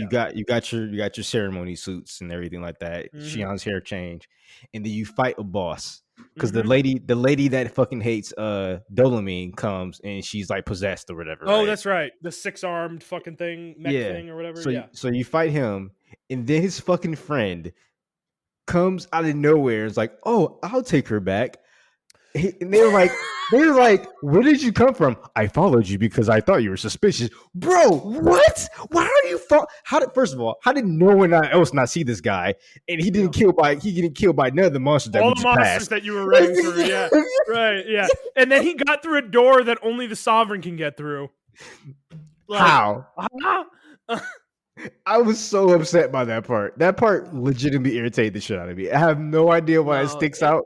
It stuck out my I was just no, like, this it's is just, dude, those little things keep happening at the end of the game. Like, that's my point. It's like they completely lose all sense of reason with the way they're so writing the story. Like, and then they never answered. I think they did. Maybe they did answer this. I thought it was so interesting, right? When you fought after you fought Balron for the first time, and then everyone sees the red woman, mhm, and you saw the red woman at every point of the game. You saw him as the player. That's what I mentioned too. Like you saw him as a player, and then even Elfin and Rinrel saw them, and Law saw the red woman there, and then yeah, none of the Renans saw them, right? mhm.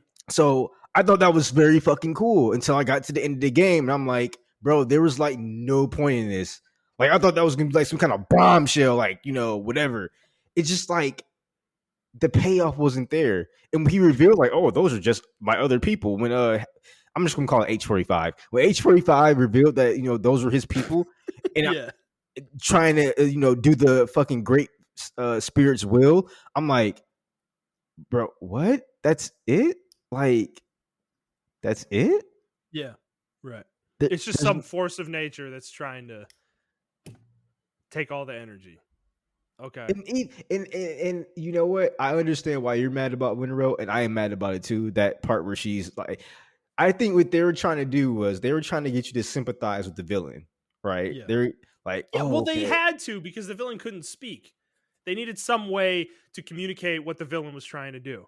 But yeah. so the villain couldn't speak to the party directly. So how do they like get the motivation of the villain across? They use Rinwell, but it just comes off as a bunch of bullshit. Like it just does. Like, I'm sorry. Like, why is she specifically so in tuned with everything that because she's a fucking mage? So you tell me any mage could do this? Because all the Renans are fucking mages? Like, what the fuck? Like, No, they're not mages per se. I think they had fucking, a. oh my god. They don't Yeah, explain that no, part, and but this is yeah, the thing. There's all these like little fucking details that are like, oh, it's just they're not actually mages. Like they fucking do it this way, and it's a little different. And it's like, wow, no.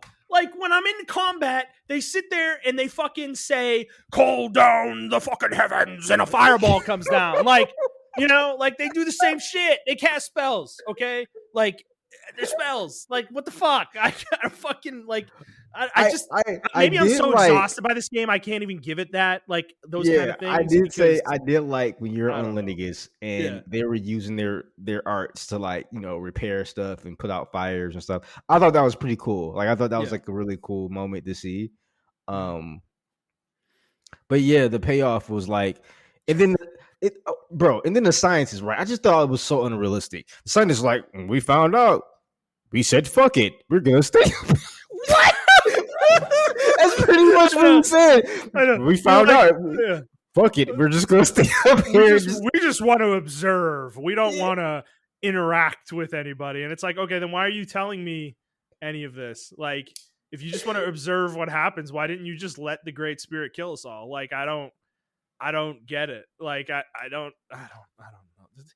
Dude, I don't know. I'm like ranting a little bit. I'm like on tilt. I know. I can tell I'm on tilt right now a little bit. Like this It's game, I'm just it's so upset about it, because it's I so liked this game at funny. the beginning. I I did. loved the game at the beginning. I loved it, and then it just. It I wore think. itself I out. think. It's I too think by long. that third boss, man. That third boss, I was Yeah. over it. After the Yeah. third, no, by the time I got to the fourth boss, I was over it. I'm The like, fourth okay, region. yeah, the fourth region, I was over Yeah. it. That's about where it happened for me too. And because remember my arc with this, like I had gotten to the fourth region and I was about halfway through it, and like Rinwell was having her little like awakening, um, and like I was not like super into it. Hmm. That's the thing. The game waits too long for these payoffs, and by the time they happen, you just don't care anymore. I'm like, I didn't care about Rinwell's awakening, and the funny part is like, later in the game, like Shion becomes like really way more, she cares a lot about the party, like, and she expresses that, and it's like really heartfelt. And I'll be honest, like those are parts of the game that I actually still like. I like the party for the most part. Everybody No, but Kisara, I think, are good yeah, characters. Kisara's Um, Kisara's annoying. I'll be honest with you. mhm. I'm actually on the opposite end. I like the party too. I actually hated Shion towards the end. I just wanted Really? her to like, yeah, bro. She kept being secretive. Just fucking tell everybody what the fuck is going on. Just tell them. Like Yeah. we're gonna find out anyway. Just fucking tell them. I don't want to hurt. You guys know I'm gonna die, right? Bitch, yes, we know. You got thorns in you. Like we can't touch you. Something's Mhm. about to happen. We know. We saw it happen twice to you. Thorns came out. We almost died. I don't understand. Alvin risked his life for you twice. I don't understand. Why are we doing Mhm. this? Why are we doing this game? Talk to us, man. Talk to us. Like we I don't mean, have the yeah. world's about to end. We don't have time for this. Like I would have been irritated if this was real life. I'm like, listen, you gotta tell us something. Cause what's going on with you? I ain't got time for this. Well, the solution to the problem was shoving the blazing sword into her chest. So that's what saved her the entire world. Just stabbing her right in the fucking heart. And I don't know, dude. It's just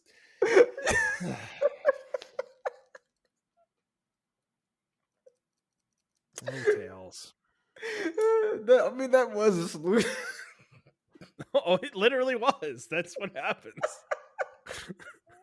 They're like, don't shove the sword into her; it will kill her. So what he does is he gets what doesn't he absorb the energy and then he shoves the Bro, sword into the her? Isn't that what power of happens? friendship. The Yeah, power of pretty much. The power of love saves her.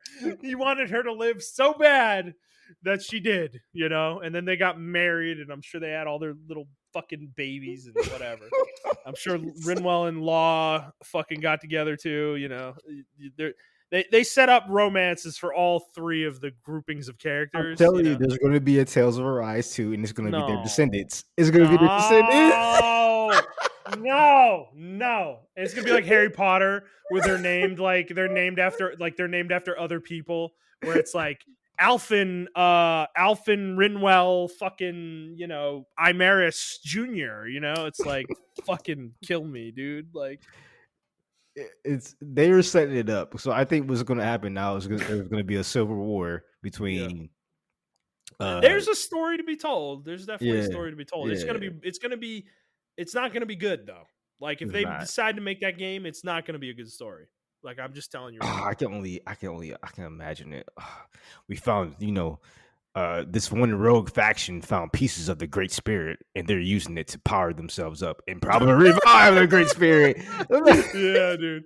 They're trying to revive the Great Spirit, or the Renans try to revive the Great Spirit or something. Or there's like Helgen Quill that somehow lived and like they're trying to revive the Great Spirit or something. Yeah. I Oh, I fucking forgot about man, that. fucking Yeah. God. Or like Yeah. there's like a group of people trying to colonize Rena because the planet got restored and like, also can you explain that to me, dude? This planet is literally hollowed out, like not even hollowed out. It's literally just like a sliver of crust and there's like one part that's a surface and there's just giant flower coming out of it. And how does that reform the entire planet? Like, Bro, you just asked a question about a planet with a giant flower coming out of it. I You know think it's anime. logic?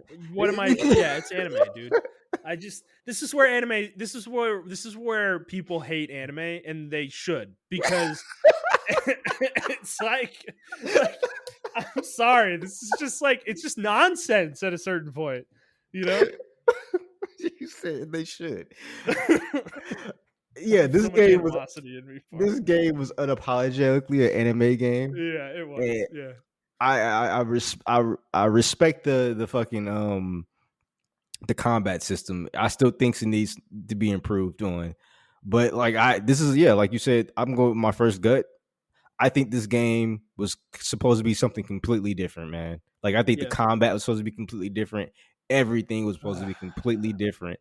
yeah. And then somewhere during mid development, they had to make it for PS4 and Xbox Series, Xbox Xbox One. One. Yeah.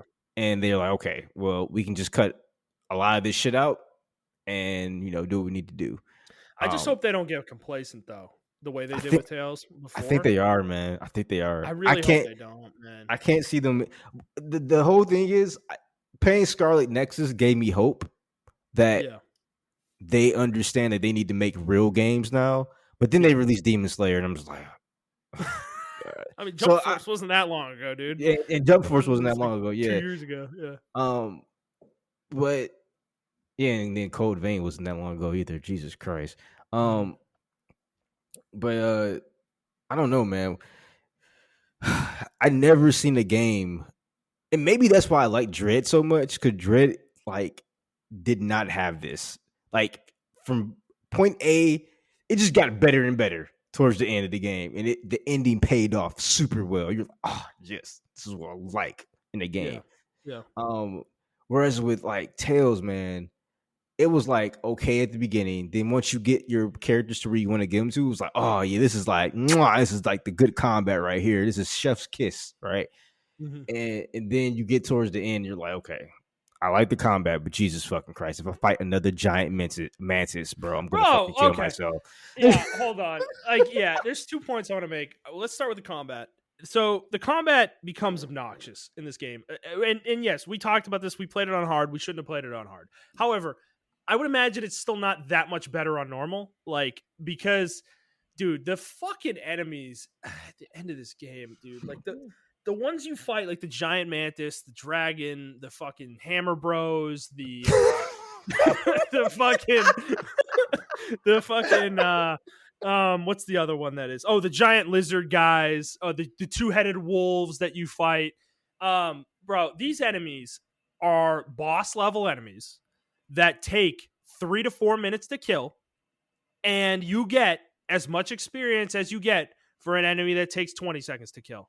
And it Mhm. is annoying as fuck because they are littered through the final dungeon. Like all I did was I just ran away from them. I either avoided them or ran away if I engaged them. I was like, I I ain't I doing did the this. exact same thing, bro. I I did ain't the doing this. exact same thing. I fought the And Hellgang Quill, and that was it. Those are the only things I fought because they were easy to kill, and they gave you a fuck ton of experience for killing yeah. them. Like everything else was not worth the time once you got the materials you needed to upgrade your weapons. And it's Oh, like, did you get to my favorite part of the game? Did oh, you the get to the end? 6 fucking teleporters. I Yeah. did one, and I was like, nope, I'm done. I'm going back to town. I'm buying items. I'm gonna walk back because fuck this. I ain't doing this shit. I was so tired of fighting the normal enemies that I just said, F it. No, I'm out. Dude, I'm out.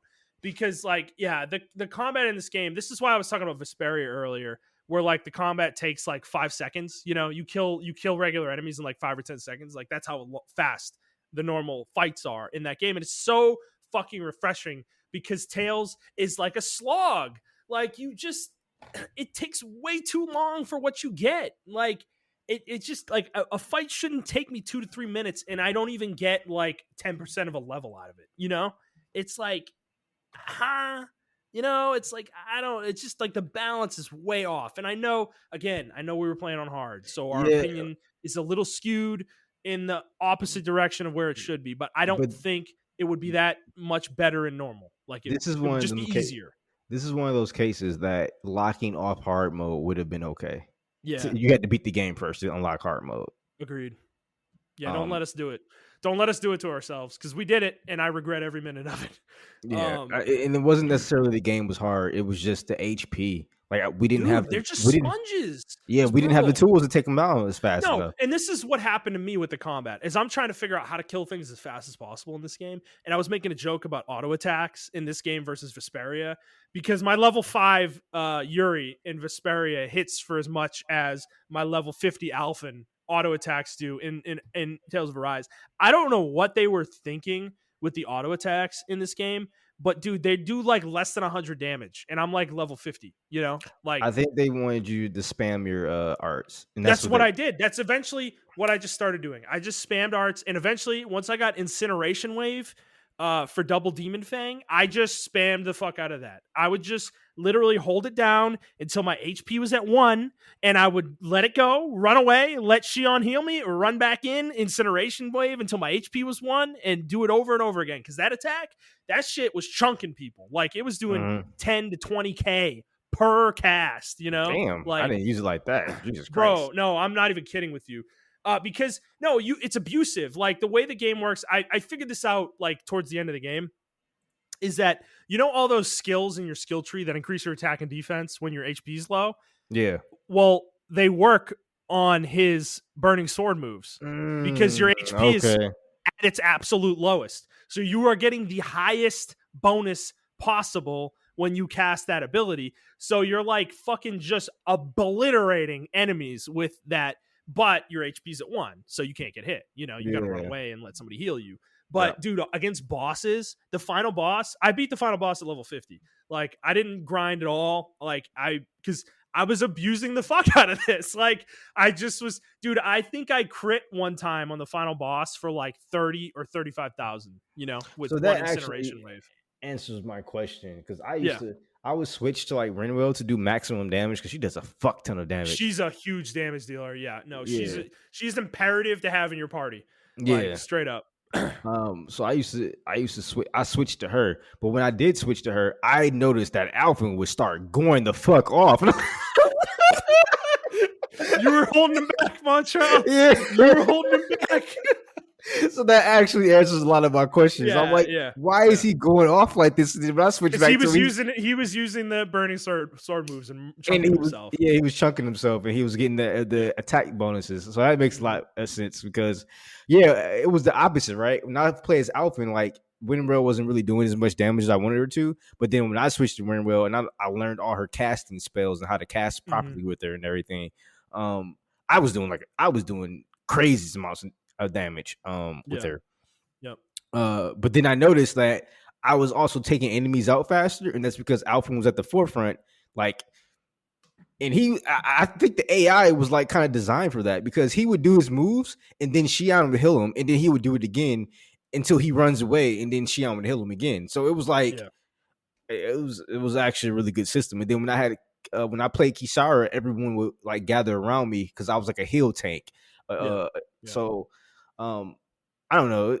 That game's weird, but that makes a lot of sense now. I didn't even think about that, to be honest with you, because I was just trying to, not die. Yeah. So Yeah, I was literally so fed up. I was just trying to figure out how to get through these fights as fast as possible, man. I couldn't do it anymore. So I was like, I started messing around with the burning sword moves, and I was like, these are actually really fucking good. But then I got Incineration Wave. The one I was using was like some like 7 or 8 hit combo. It was really yeah, good. It did a lot of damage, but it made Alphen really vulnerable because he would stand still with 1 HP yep. for like 5 seconds, and he would die. I would die a lot when I did that. But Incineration Wave is literally just like basically like Demon Fang. It takes less than a second to cast, and then you just out, and it does as much damage as Oh, that combo move does. that's what DJ So was telling us. I don't know if you yeah. saw that in the chat. That's what he put in Mhm. there. He couldn't name the move though. Okay. Okay. Yeah. Yeah, yeah, yeah. Yeah, no. I think I had already gotten to that point. I didn't know what he was talking about because he didn't name it either. But yeah, like that move just fucking wrecks, dude. And it's such a fast cast. It's so easy. It goes through enemies too. So if you line it up right, you can Mhm. hit multiple. You know the boss where you fight the red lady when she splits into three? Yeah. Dude, when they lined up and were doing their beam moves, I was on one end and I was incineration waving through all three of them, and they share a health bar. So, dude, I think I knocked off like legitimately 25% of their HP on one of them, like the whole boss. Wow. Like it was fucking nuts how much damage was coming out. So, like the game makes sense. It's just I think that's my problem with it. Is like ultimately it becomes a game that you're cheesing. It's like not the combat's not legitimate. It doesn't hold up to a And magnifying glass. God, I think that's what they meant for you to learn in hard yeah, mode is how they like because hmm like let's be honest, like all RPGs in hard mode and up, like you figure out some kind of cheese or build, right? To yeah, right, like make the game easier, but you had to work for that build. So I yep, guess it's and I think that's what you had to do in this game. It was just the story beats though. Like, man, and the way they designed the game, it was just not fun. Like the yeah, the fourth dungeon on I knew it was gonna be some bullshit when they chased off the fourth lord, and then she came back, and I'm like, yep. oh, you went through the whole entire dungeon, and you're like, oh, well, I guess she's not here, She guys. ain't even there. Yep. Yeah, it's like Get fucked. yeah, and then you go back, and then the entire like half the town gets wiped out, and you're like, what the fuck? And it was just, and then you fight her twice, and it was not a good fight. Um, Oh, that fight, the fourth lord, that fight can go straight to fucking hell because you're fighting a flying enemy that you cannot really down, and he has 220,000 hit points. And you have her, the Lord, shooting magic at you for a majority of the fight while you're still fighting this giant dragon. That fight can get fucked. That one probably took me 3 or 4 tries. I hated that fight. Man. Um, yeah, other than the combat, um, I just think the rest of the game, the fishing mini game is so weirdly deep, and I don't understand why. There's a lot to it, and I guess that's cool, but I don't know. Like it no, feels like somebody there's was in a room and had too much time in the project, to work on the fishing mini game. yeah, I feel like there's actually a whole community for the fishing game, bro. Like Yeah. that's not going anywhere. Okay. That'll be in the next Tales. That probably Yeah, and in terms of like voice acting was fine for the most part. I think it was good, like overall. It's just the characters get a little grating in certain situations. The relationships between certain characters I enjoyed. Like Rinwell and Law, I really liked their dynamic by the end of the game. Like I think they were a really like fun coupling together. They like made fun of each other. There was a little bit of like they kind of feel like they like each other, but you're not sure, but then there's like Dolim and Kasara. It was okay. Dolim more carried that because he's got more of a personality than she does. And then Alphen and Shion by the end of the game, it's just like, God, get a room already. Fuck, dude. Like yeah. the just like pure like sexual tension there was like ridiculous by the end of the Yeah, I'm game. So surprised no one else said it. Like no one else was like, "Oh my god, just get a fucking room." no, they do actually. I Oh, think they they do? did say that at some point. I think Kisara did. Yeah. So yeah, it happens at some point, but Well, I wanted to say the same for Kisara and fucking Dolomine. Like I wanted, I was to the point where I'm like, Kisara, just admit that you love Dolomine. Like, just say yeah. it, bro. Like, Mhm. She's like, "Oh, the poetry. Well, where are you? You know, where are you? Reciting?" And he's like, "Oh, poetry." And she's like, "Oh, And then he interesting." like says like I couldn't live without you, literally to her face, like in the poem that he writes, and it's like, oh, okay, okay. So yeah, they're together probably. Um, yeah. There was one other point I was gonna make, and I like totally forgot what it was. I don't know. Man, that- I don't know, man. When I got to the end of that game, I like the fights between. I actually like the cutscenes between Voron and Alphen. Like the first fight, the first one cutscene fight you do with him, and Alphen has both the blazing swords. He does like the little spin Oh, move and dude, those were extending. really well done. Yeah, Actually, they were badass. yeah, they're really cool. I really like those fights. But yeah, I'm taking back my thing. I don't know. I don't think Alphen's not better than anybody as far as He's not better than anybody. like Shit, he's dude. not, man. Like Oh fuck, it's man. still Yuri and Lloyd for me. Like Oh those still the yeah, top two definitely. MCs. Jude as well for me. Yeah, Jude as well. Yeah, those still top three in my opinion. Yeah, Um, this game, I know I said early on, it's in that like Zillia echelon. No, it's not. No, it's not. It's in like it's like less than Abyss, but it's in that like, I no, don't it's not know. Grace's. It's not Grace's. It's not Grace's tier. It's not Grace's tier. Okay. My opinion has changed a little bit recently. I think Zestiria is the worst. Oh, by Straight far. up. Yeah, by Yeah, so far. I think Zestiria is the worst. I think Grace is next because of the characters and the story in that game. Like, if you guys ever go play Graces, just Don't. yeah, don't hurt yourself. Like, what I will say about Graces, and I did compare this game to Graces at some point because of the CP system and the way that there's no mana, like there's no magic points or anything like that. Um, I remember Graces. I think that game might have some of the best pure physical attacker combat in the series.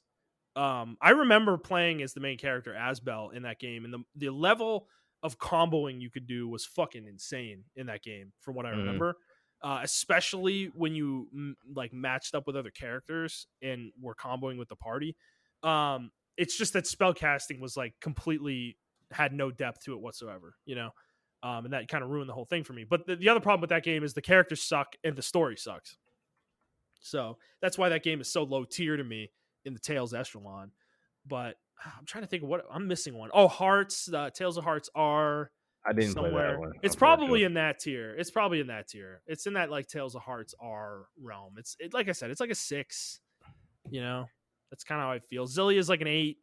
Vesperia to me is like an 8.5 to a 9, and Symphonia is probably a 9. Okay. But none of them are Yeah. like perfect games. I don't think any of them are anywhere near that. But yeah. So, I remember my last point. Actually, it was about the story, about how it became so grating, even though the game's supposedly short, quote unquote. Who People have been said complaining that? about that. People were saying that. A lot of Tales fans. I mean, it is short relative to other Tales games, but it didn't feel short to me. But is that I'm like, I know I always bring up Xenoblade Chronicles, but that is like an 80-hour game that never wears itself out. Like, it never wears out its welcome. Like, to me, like, I think that game is strong all the way through. The story has maybe a couple dips, but they're not because it's bad. It's just like the game gets a little slow for a little while, Mhm. Whereas this, like, the game completely just wears me out mentally, where I'm like, I don't even care about this story anymore. So it's not that the game's too long. It's possible to have a long game that has a really good story, but they just didn't do it here. So Yeah, I think they should have just like cut some stuff down. I don't know, man. That's the problem with Tales games for me. It's like sometimes they have sometimes depending on the game they have a really strong beginning, a really strong middle, or they have a really weak in it uh beginning, and then a really strong or okay middle, then a really strong ending. I feel like the only games to me that I've really played and can remember successfully, like Zillia. Like I think that's why we can put these three up there: Zillia, Symphonia, Symphonia and and Vesperia. Vesperia, because they actually don't overstay the welcomes at all points of the game. Hmm. There's enough twists and turns in the game. The characters are likable, especially your main character is likable to where you're like, Yeah. and not to say Alvin's unlikable. He's a likable character. I just think, and actually, I didn't, like you said, I didn't mind the cast at all. It was just the scenarios they were put in kind of made them unlikable, if that makes any Yeah. sense. Yeah. Um, the, the twist, because all Tales games have this twist, and I feel like this game had one too many twists. Like, Yeah. I just, Right. I didn't care. Like, yeah, I just Well, didn't care for the Helgelquin, and yeah. then them saying like, "Oh, the Renans are actually Danins, but we They're kidnapped them." slaves too. Yeah. Like what? Wait, so there's slaves enslaving other slaves? Like what? What are you talking? Like slaveception? No, dude. This was the wrong decision with this story. Because like, okay, let me give you like an alternate scenario, Montrell. Let me know if this sounds better to you, right? What if fuck the Great Spirit, the Helgen Quill, all that bullshit. Fuck that storyline. What if they had just played it straight and the Renans were a real civilization and that planet was a real planet, like wasn't hollowed out or like wasn't falling apart and dying, and they were like a real civilization, and like they were really just enslaving the Danans, and there was like the sovereign was an evil motherfucker who was upholding this horrible system, and like that was the game. The end of the game is you fighting the sovereign, you beat him, and you overthrow the fucking status quo. Like that's the game. I feel like Well, that would have been better. yeah, yeah, I Like can keep see it that. simple. Keep it simple. I Like it would thought have been relatable at least, like something we could root for. Like the what I Great thought was going to Spirit is happen. like a nebulous thing. It doesn't have like I don't give a shit about it. Yeah, what I thought was going to happen was like, you go to Lennigus. Actually, they could have cut Lennigus out completely. Like, I agree. It didn't need to be there. it didn't It need was to an be there. unnecessary thing. You go to the planet of Renan and you find out the planet of Renan's fucking dying. Like everyone's starving to death and everything. And that's why the Renans are so fucking aggressive. You know what I'm saying? Like that's what I Okay. thought the story Yeah. was going, right? Yeah. And That then could be. you find out why actually the Renan homeworld has a chance to live, but it's just being sucked up It by. needs astral energy from Dana Yeah, to yeah, survive. or the And sovereigns hogging all the astral energy, or being, yes, just that's what I being, was gonna say. Yeah, like yeah, he's like like living a decadent lifestyle while everyone around him exactly, is starving and dying, and they're living a horrible life. Right? exactly, Yeah, because that would have worked. Yeah, because that because definitely the would have way I worked. thought it was like it sounded like the Renans like warrior people, right? Like they Yeah, fight to get to the places that they are, even though they're people of nobility. Like they had to fight to get their there. So status is based on how good they are at combat and astral arts. Right? exactly, Yeah. and that's where I thought the world was gonna go. I'm like, so when I got to Renan, and then Renan was nothing, and it was actually the Helgelquin and all this great fairy shit or great spirit shit. Sorry, this is not Zelda. Um, when we got there, I was severely disappointed. But that didn't really hinder that. That's not the reason why I don't like the game, because of my own expectations weren't met. It was just legitimately boring. I feel like this was like 20 hours earlier. We got this kind of message, or they kind of written it better to flow Yeah. into that. Yeah. It would have been better. But The like game waiting waits too long to reveal this information to you. pretty much, yeah. This reminds me. You know what? You know what this reminds me of. Now that I think about it more, this reminds me of Star Ocean. Till the End of Time, the PS2 Star Ocean game. Is that Mm, game is? I don't know if you ever played it, Montreal. Did you ever I beat it? did play it. I didn't beat it, but I played it. Okay. I played a lot of Well, it though. I'm not gonna spoil it because that game is fucking long as fuck. Like it's probably longer than Xenoblade Chronicles. Like overall, which is insane. I remember that game being super long. I like the game overall. I think it's a really good game, but there's a twist at the very end of the game that I personally didn't hate, but it is similar to this one in the sense that it tells you what the world actually is in a way that like it's not what it seems. And this has ruined Star Ocean for many people because of what this twist is, and that particular game is hyper divisive as a result. And that's what this reminds me of. It's like the same thing. It's not the game wasn't as good up to the point where the twist happens in this case, Yeah. so people aren't as up in arms about it. but it's a very similar kind of twist. And to me, it's just like the game waits way too long to reveal this information to you. You know, it's like it teases you about it, and then the party like kind of gets bits and pieces where they're like, "Oh, this doesn't add up. This kind of doesn't add up. What happened to Volron's body? Like, is he actually dead? I don't know." And then, well, lo and behold, he's not dead. You know, and then he blows up, and it's like, "Is he dead? Oh, he's not dead again." You know, it's like, so it's just like, I don't know. It's just the way the game gives you this information is not satisfying either. You know, it's like it has this just info dump at like at like the 11th hour of the game's storyline, and it's like, uh, you know, it's like I don't care. Like, can we just save the planet and move on? I'll just put this game on my shelf, please. You know, like that's where I was at when it all was revealed. You know, so Yeah, yeah, I don't know. and that's exactly how I felt too. I was just like, I don't really care at this point. Like, I'm sorry, I don't care about it, and I was really disappointed in the Renans, and then like, because they really never explain what happened to the Sovereigns when they go to Renin. Right. Like, do they just get turned into goop and they get absorbed by the Great Spirit? Is that what they do with them? Like, Like, it was okay. a lot of stuff that systems that were put in place. It never explains why they invaded. It never explains. Maybe it did explain why they invaded 300 years ago. Like, it just because the Lennigas got destroyed and they needed a place to stay. Was that it? But then you go back to Lennigas and it's still. Oh, it was destroyed because of the satellite thing. That's why that happened. Okay, Well, that's it was why. because of Alphen, right? Like, No, I thought. Alphen destroyed Ledigus.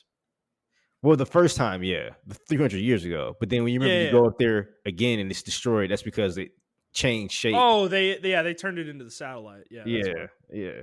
Yeah. Um, but yeah, it was just like, and then like it was a lot of political intrigue there when you got there because you're like, oh, there are different parties, and it was pretty much like people had to vote for their favorite candidate and everything like that, and why he's fighting for this, and it was like, oh, so I forgot the fourth lords. She had to fight pretty much because she's a woman. She had to fight because she's a woman, and Oh, she had yeah. to really fight hard to get to where she had to work. And then like the first guy, boss up, right? He was Yeah, like, he's like hyper loyal to his people. He yeah, just wants to make things better for his own people. It's like, okay, this guy is literally like a murdering psychopath. Like, yeah. And then uh, Hannibal or Gennabelt rather, they were like, oh, he wanted to advance science and stuff like that, and this is why it was like a necessity to advance science or something, some bullshit like that. yeah. And it was just like, I was just like, I guess,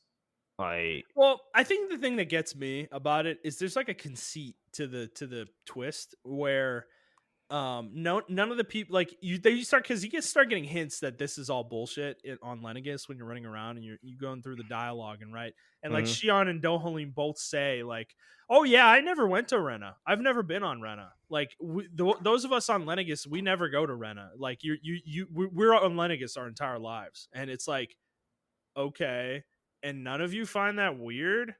None of you have found that weird until this exact moment. Like, that's weird. Yeah, 300 years into it, and no one else was like, "Hey, man, let's go to Renan. Let's go to And Rena." like nobody comes from Rena either. Isn't that weird? That would be weird. If that was like reality, like I would be like, this don't add up. you know? So yeah, it's just I don't know. Yeah, it's not believable in that way Yeah, and see either. that, and that's why I thought like the people in Lennigus were like maybe they were descendants of the people that escaped Rena or like the nobility of Rena, and then you go to Rena and it's just as fucking they're being enslaved too, and the real threat is the people in Lennigus, right? Like what I'm saying? Mhm. Like I don't know, it could have made a really better, interesting story than what was presented to us, Yeah. and I don't know, man. It's just it kind of overstays its welcome, which is ironic because we're like 2.5 hours into this. But uh That's why we did the rigmarole already. yeah, yeah, You know, I knew yeah, I knew this was gonna go a while, but yeah. yeah. But But No, I'm not, I mean, I'm not done. It's just I mean, maybe I am done. It's just I don't know, man. Like, and then I hate the way the fucking I already mentioned it last time. I hate the way the fucking quest system was set up.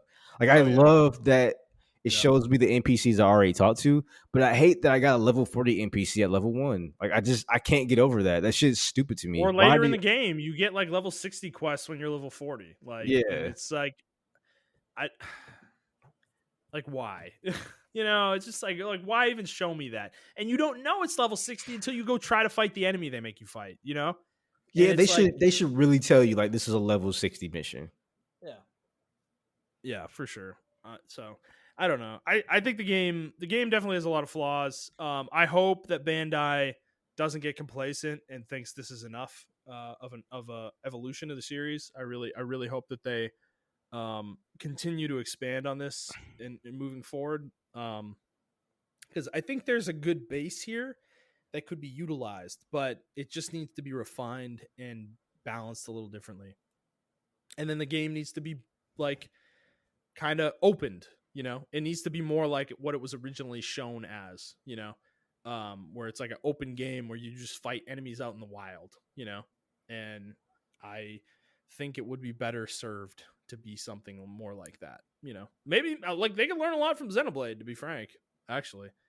um but I don't want it to be exactly like Xenoblade. Definitely not. Well, that's the problem with Bandai Namco games, man. They're unfortunately they're anime.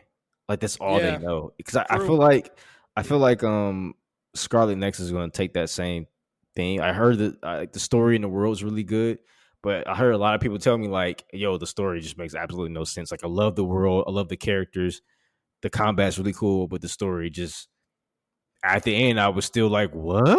So it's like, This is like Tim Allen. yeah, but it's like all their games are like that. Like it's just the last game that was like, and see, this is maybe my age and nostalgia and bias showing, but like GU, I hated GU. By the way, I fucking hated GU. I know a lot of people like GU, and they're like, man, GU when it came out was like, whoo, good. No, I fucking hated that game. The last game that they did that was like story was like it blew my fucking socks off was Dot Hack. I was like, holy shit, this is fucking good. This is some good ass shit right here. And maybe Yeah. because I was 13 at the time, Hmm. but I tried to replay it, and the story's still good. It's just the gameplay was like I was like, oh shit, this game, this game did not age well at all. Yeah. Yeah. But the story was actually really fucking good. The characters are really good and everything. It was just I don't know. And like Vesperia is the same way. Well, Vesperia is really good still.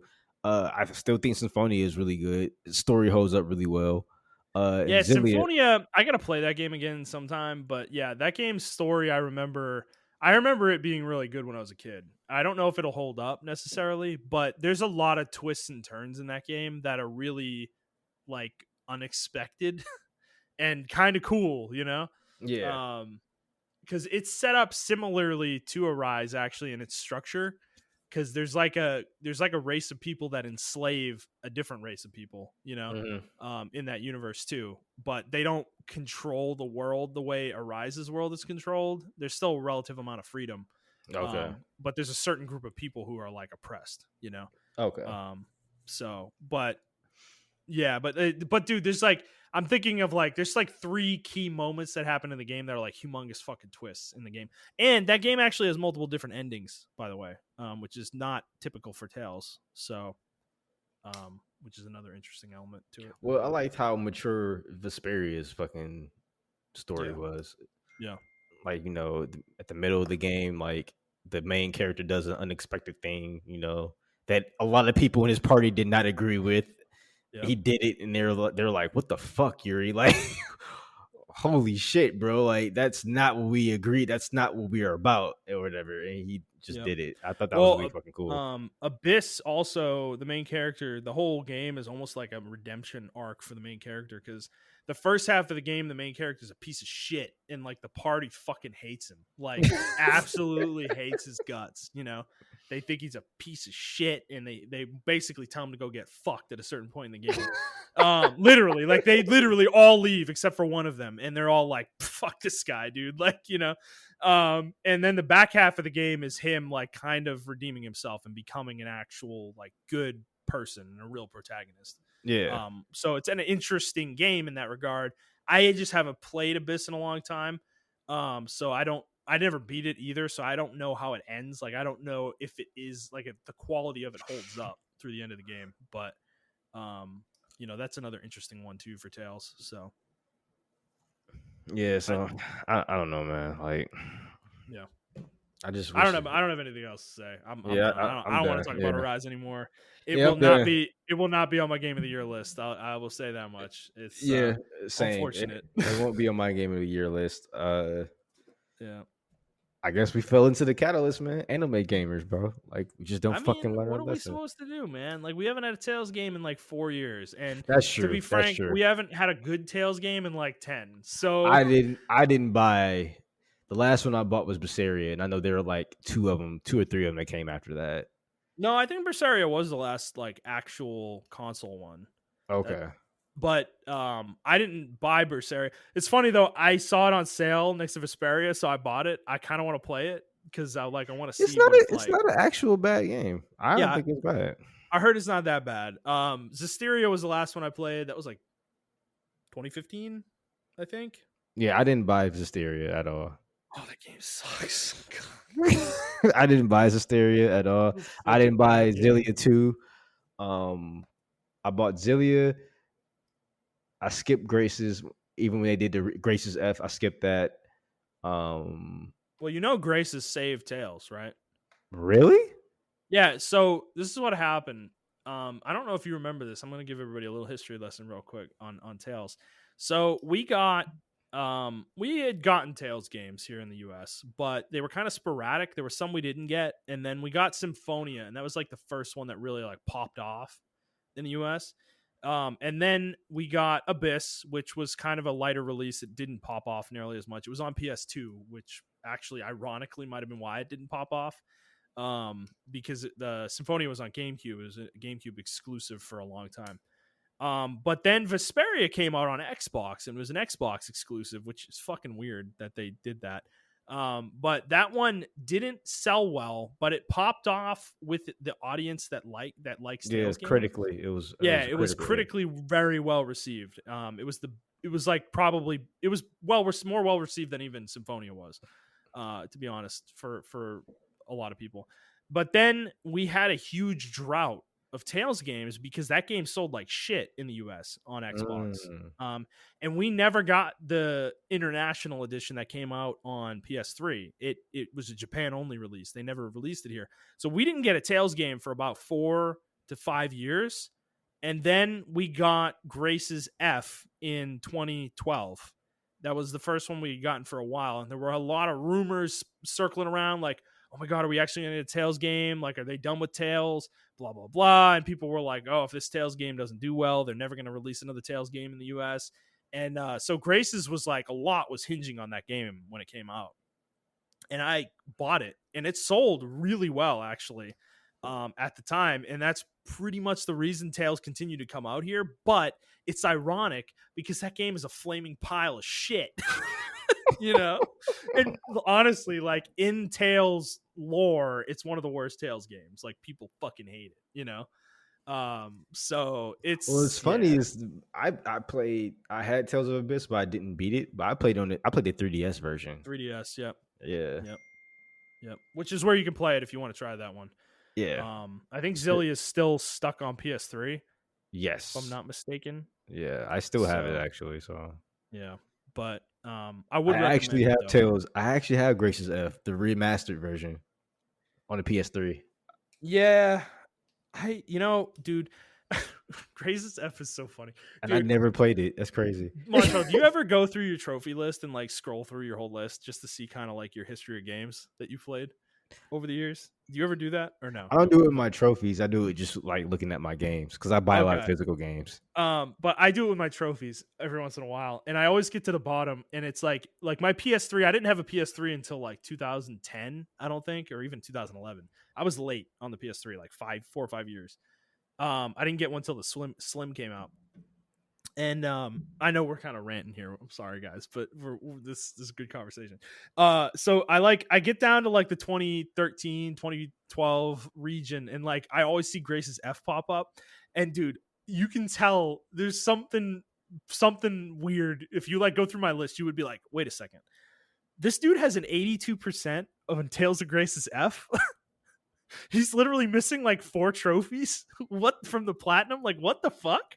Because I played that game when I moved to Texas, and that was the summer where I didn't have a job, so I was like looking for work, but I wasn't looking all the time. So I had a lot of gaming time, and I played Mass Effect 3 that summer, and then I played Grace's F, and I didn't have money, so I didn't have a lot of money to buy games. So I was like playing. I just played Tales of Grace's F like a motherfucker, dude. I was obsessed with that game. I beat that game probably 3 or 4 times over the course of that summer because I was trying to get the plat.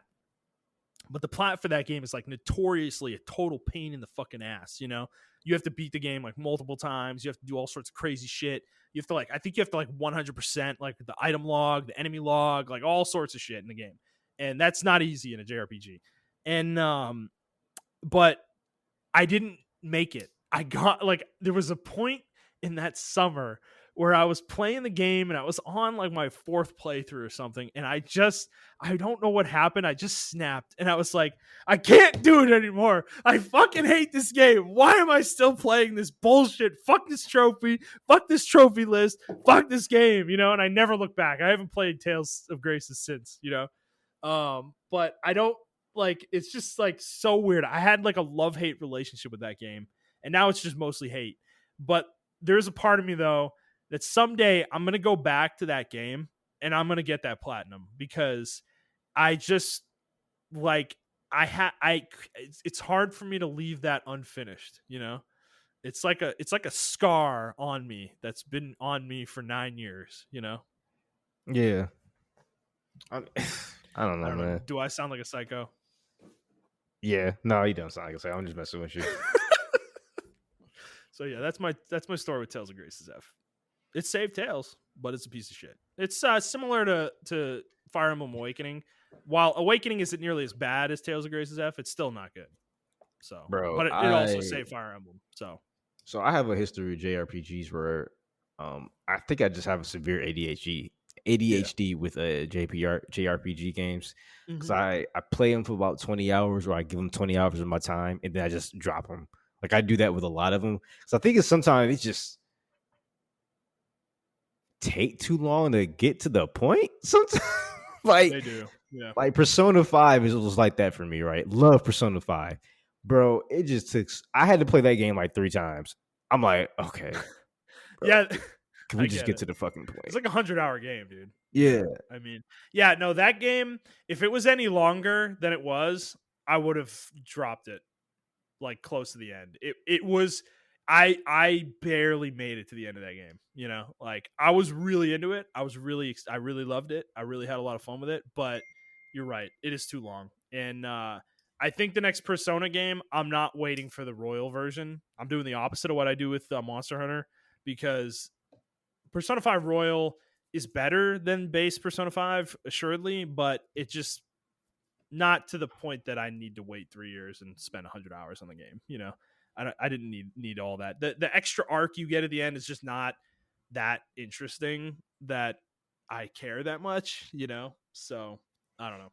Yeah, I don't know. It's just for me, like when I play JRPGs,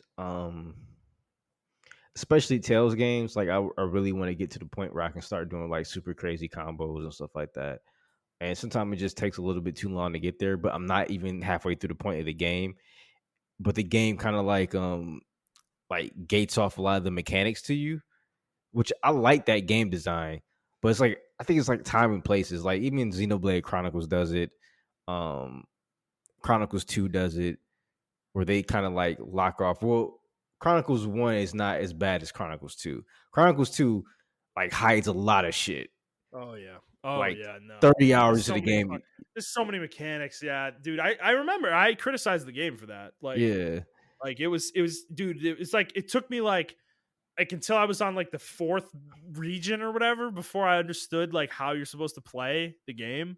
Yeah. Like I was just playing the game wrong, for like 30 or 40 hours. It's like what the fuck. Yeah, exactly. And like Tails is not that egregious. And I don't think I don't think Xenoblade Chronicles 1 is that egregious as well. It does it, but it doesn't do it as bad as Xenoblade Chronicles 2 does. Um but I don't know. It just seemed like sometimes games just take a long time to get to the point. And then I think about games like Final Fantasy, and I understand why those games are revered. They don't take a long time to get to the point. Like 10 hours in, you get the combat. You understand the entire point of the combat already. It's just about, materia and whatever you want to, what kind of combinations you want to make, to deck out your party. But like you get the game, right? Essentially. Um, whereas Well, like with they Tail, also don't take 100 hours to beat. yeah, exactly. They get their point across very quickly. And I don't like to put Kingdom Hearts. I know Kingdom Hearts is technically a JRPG. I consider it an action game. Um, but even that game gets to the point, right? But like Tales games for me just take so fucking long to get to the point. Uh, Mm-hmm. I think Zillia was the only game, in my opinion, that did it. Even out of Symphonia and Vesperia, I think Zillia had the perfect fucking pace. It didn't take too long to get to the point. I got to the Yeah. point very quickly in Mm-hmm. that game, actually. Um, and to the point where you can play both characters within like I would say 50 hours. I think that's a Yeah. reasonable thing. You can play both characters. You get a full fledged combat experience and everything like that. But all the other games, man, like this one too. Like I barely made it, even though this is a short Tails game. In retrospect, people are right. It is a short Tails game. I barely made it through. I'm just like, oh my god, I gotta stick it I to was the end struggling. though. I was Yeah. struggling. Because, dude, yeah, I was playing it on Saturday last week, and I didn't beat it on Saturday. I like, got really close, and then dude, I had to beat it on Sunday, like during football, and I was like, I don't want to do this right now. But I grinded through it, and I got there. But actually, so sorry, I don't want to keep us here that much longer. But Oh one yeah, more that's not good. question about this game. Obviously there's a bit of a mini controversy with the microtransactions in this game, the I fact forgot that you all can about buy that. gold and the EXP boosters. Do you feel like that this game is designed to push people towards those? Like now that you're done with it and you've put it down, like what do you think about that? I would say yes if I didn't play. If I exclusively played hard mode, yes. If there wasn't a normal mode, if this was normal mode, that the hard mode that we played was normal mode, yes. But since there's a normal mode, and I'm assuming HP is Mm-hmm. lower and everything of that nature, no. Mm. This model has been going on since Zillia. Actually, I remember you can buy levels in Zillia. You can buy levels in gold in Zillia. I do I remember think that. you're right. I think even Vesperia might have had it, dude. Because the definitive edition of Vesperia, they give you a bunch of items, and they give you like +5 level items that level the whole party 5 levels. Okay. Yeah, I don't remember on the 360 if you can buy it or not. I know they did have Yeah. DLC for like the costumes and stuff. But I remember the only reason I remember Zillia because I actually did it. I bought a pack in Zillia. I was like 299. You got like 10 levels and like 100 God or whatever the case the money was called in that game. Um and I bought it. So you can do it in Zillia. Mm. Um, I don't know about Bisseria. I don't know. I It don't think it I did does. it. It Okay. does. Yeah. I So saw them. um, that's funny that's been a bit of a controversy because it's It's always been been around for a while. yeah, it's been around Yeah, for but a I while. think this game feels more designed around it than the others because combat takes longer. It's like they made the game more of a slog on purpose. So, because yeah, it's like a lot about what I was talking about with the EXP not being worth it on certain enemies, and it's like those boosters might help with that, you know. So I kind of agree with you. I think the game is tailored towards them, but I will say it's not like I don't consider it uber egregious because you can just change the difficulty. Like you could literally just put the game on fucking easy Yeah. and it doesn't even Yeah, matter. I know people you won't know? agree with that, but So like, yeah, and there's not an achievement tied to it. So, right, right. um, There's no difficulty achievement in the game either. So yeah, so there are ways around the microtransactions. yeah, You know? so that's why I don't think it's egregious at all. It's like it's only if you don't feel like grinding, but you want to play at the same level. It's designed for those type of people, and I don't even still they're like $1.99. It's like they're $5. Yeah. Like you can buy a Yeah. couple of these and be fine. And I think they actually put a limit on them. You can't buy the same one. Yeah. You can only buy one of them. So Makes sense. yeah, So all right, man. Well, those are our thoughts on Tales of Arise and then other random conversations as well. For those of you who stuck around with us for nearly 3 hours, you are fucking champions. We love you. You are the fucking best. So we appreciate you guys listening.